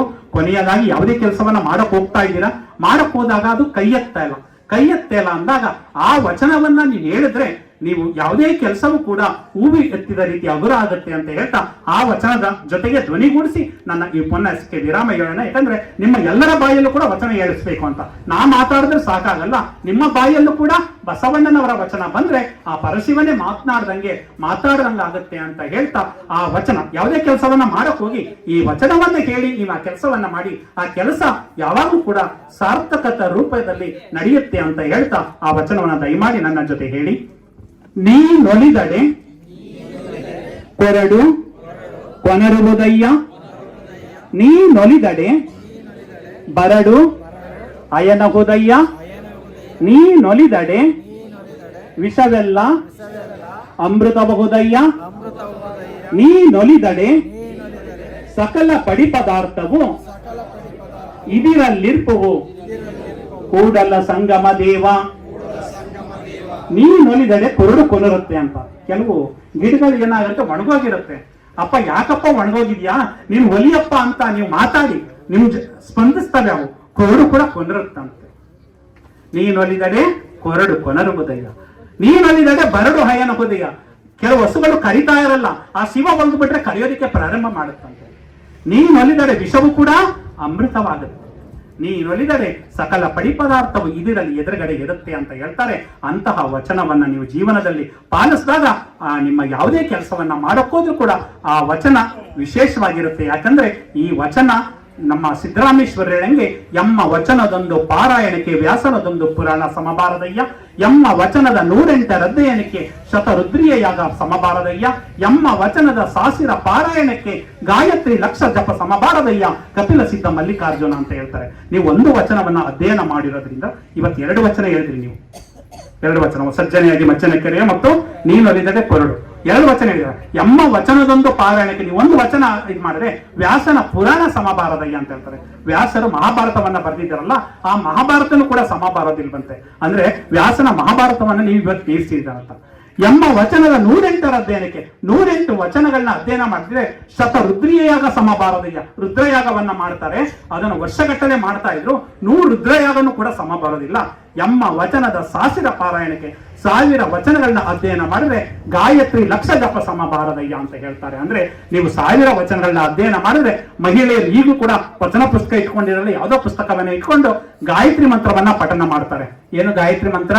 ಓಂ ಭೂರ್ ಭುವ ಸ್ವಃ ತತ್ಸವಿತುರ್ವರೆಣ್ಯಂ ಭರ್ಗೋ ದೇವಸ್ಯ ಧೀಮಹಿ ಧಿಯೋ ಯೋ ನಃ ಪ್ರಚೋದಯಾತ್ ಅನ್ನೋ ಒಂದು ಗಾಯತ್ರಿ ಮಂತ್ರವನ್ನ ಪಠನ ಮಾಡ್ತಿರಲ್ಲ, ನೀವು 1000 ವಚನಗಳನ್ನ ಅಧ್ಯಯನ ಮಾಡಿದ್ರೆ 1,00,000 ವಚನ ಅಧ್ಯಯನ ಮಾಡೋದಿಕ್ಕೆ ಕೂಡ ಸಮ ಬರೋದಿಲ್ಲ. ಗಾಯತ್ರಿ ಮಂತ್ರ 1,00,000 ಗಾಯತ್ರಿ ಮಂತ್ರವನ್ನ ಹೇಳಿದ್ರು ಕೂಡ 1,000 ವಚನಗಳನ್ನ ಅಧ್ಯಯನ ಮಾಡಿದ್ರೆ ಸಮ ಬರೋದಿಲ್ಲ ಅಂತ ಹೇಳ್ತಾರೆ.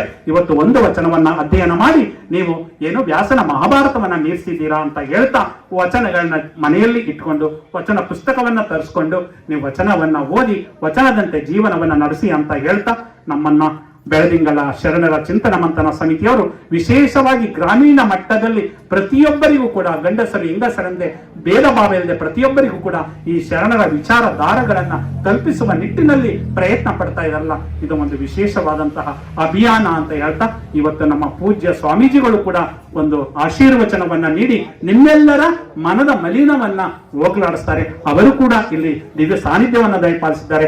ಶೈಲೇಂದ್ರನ್ ಅವರು ನಮ್ಮನ್ನು ಕೂಡ ಮೈಸೂರಿಂದ ಇಲ್ಲಿಗೆ ಕರೆಸ್ಕೊಡಲು ಕಾರಣೀಭೂತರಾಗಿದ್ದಾರೆ. ಇಡೀ ಗ್ರಾಮಸ್ಥರು ಎಲ್ಲರೂ ಕೂಡ ನಾವೆಲ್ಲರ ಒಂದೇ ಅನ್ನುವ ಒಂದು ಭಾವದಿಂದ ಇವತ್ತು ಕುಳಿತಿದ್ದಾರಲ್ಲ, ನಿಮಗೆ ಕೋಟಿ ಕೋಟಿ ಶರಣಾರ್ಥಿಗಳನ್ನ ಅರ್ಪಿಸಿ ಹೊರಡುವೆ ನಾನು ಹೊರಡುವೆ ಮುಂದೆ ಬರುವುದು ವಿಶ್ವವು ನನ್ನಯ ಹಿಂದೆ ಅವರಿವರೆಂಬೆನೆ ಎಲ್ಲರೂ ಒಂದೇ ಎಲ್ಲರಿಗಿರುವನು ಒಬ್ಬನೇ ತಂದೆ ಬರುವೆನು ಭುವಿಯನು ಬೆಳಗಿ ಬಸವನ ಬೆಳಕೆ ಎಲ್ಲಾಡಿ ಬಂದೆ ಭಾರತವೆಲ್ಲ ಸುತ್ತಾಡಿ ಬಂದೆ ಅಂತ ಹೇಳ್ತಾ ಇವತ್ತು ಬಸವನ ಬೆಳಕು ಬಾಚನಹಳ್ಳಿಯ ಒಂದು ಗ್ರಾಮದ ಅಂಗಳದಲ್ಲಿ ಸುಳಿದಾಡ್ತಾ ಇದೆ. ಆ ಬಸವನ ಬೆಳಕಿನಿಂದ ನಿಮ್ಮ ಭಾಗ್ಯದ ಬೆಳಕು ಬೆಳಗಲಿ ಅಂತ ಹೇಳ್ತಾ ನನ್ನ ಒಂದೆರಡು ನುಡಿಗೆ ವಿರಾಮವನ್ನ ಹೇಳ್ತಾ ಇದ್ದೇನೆ.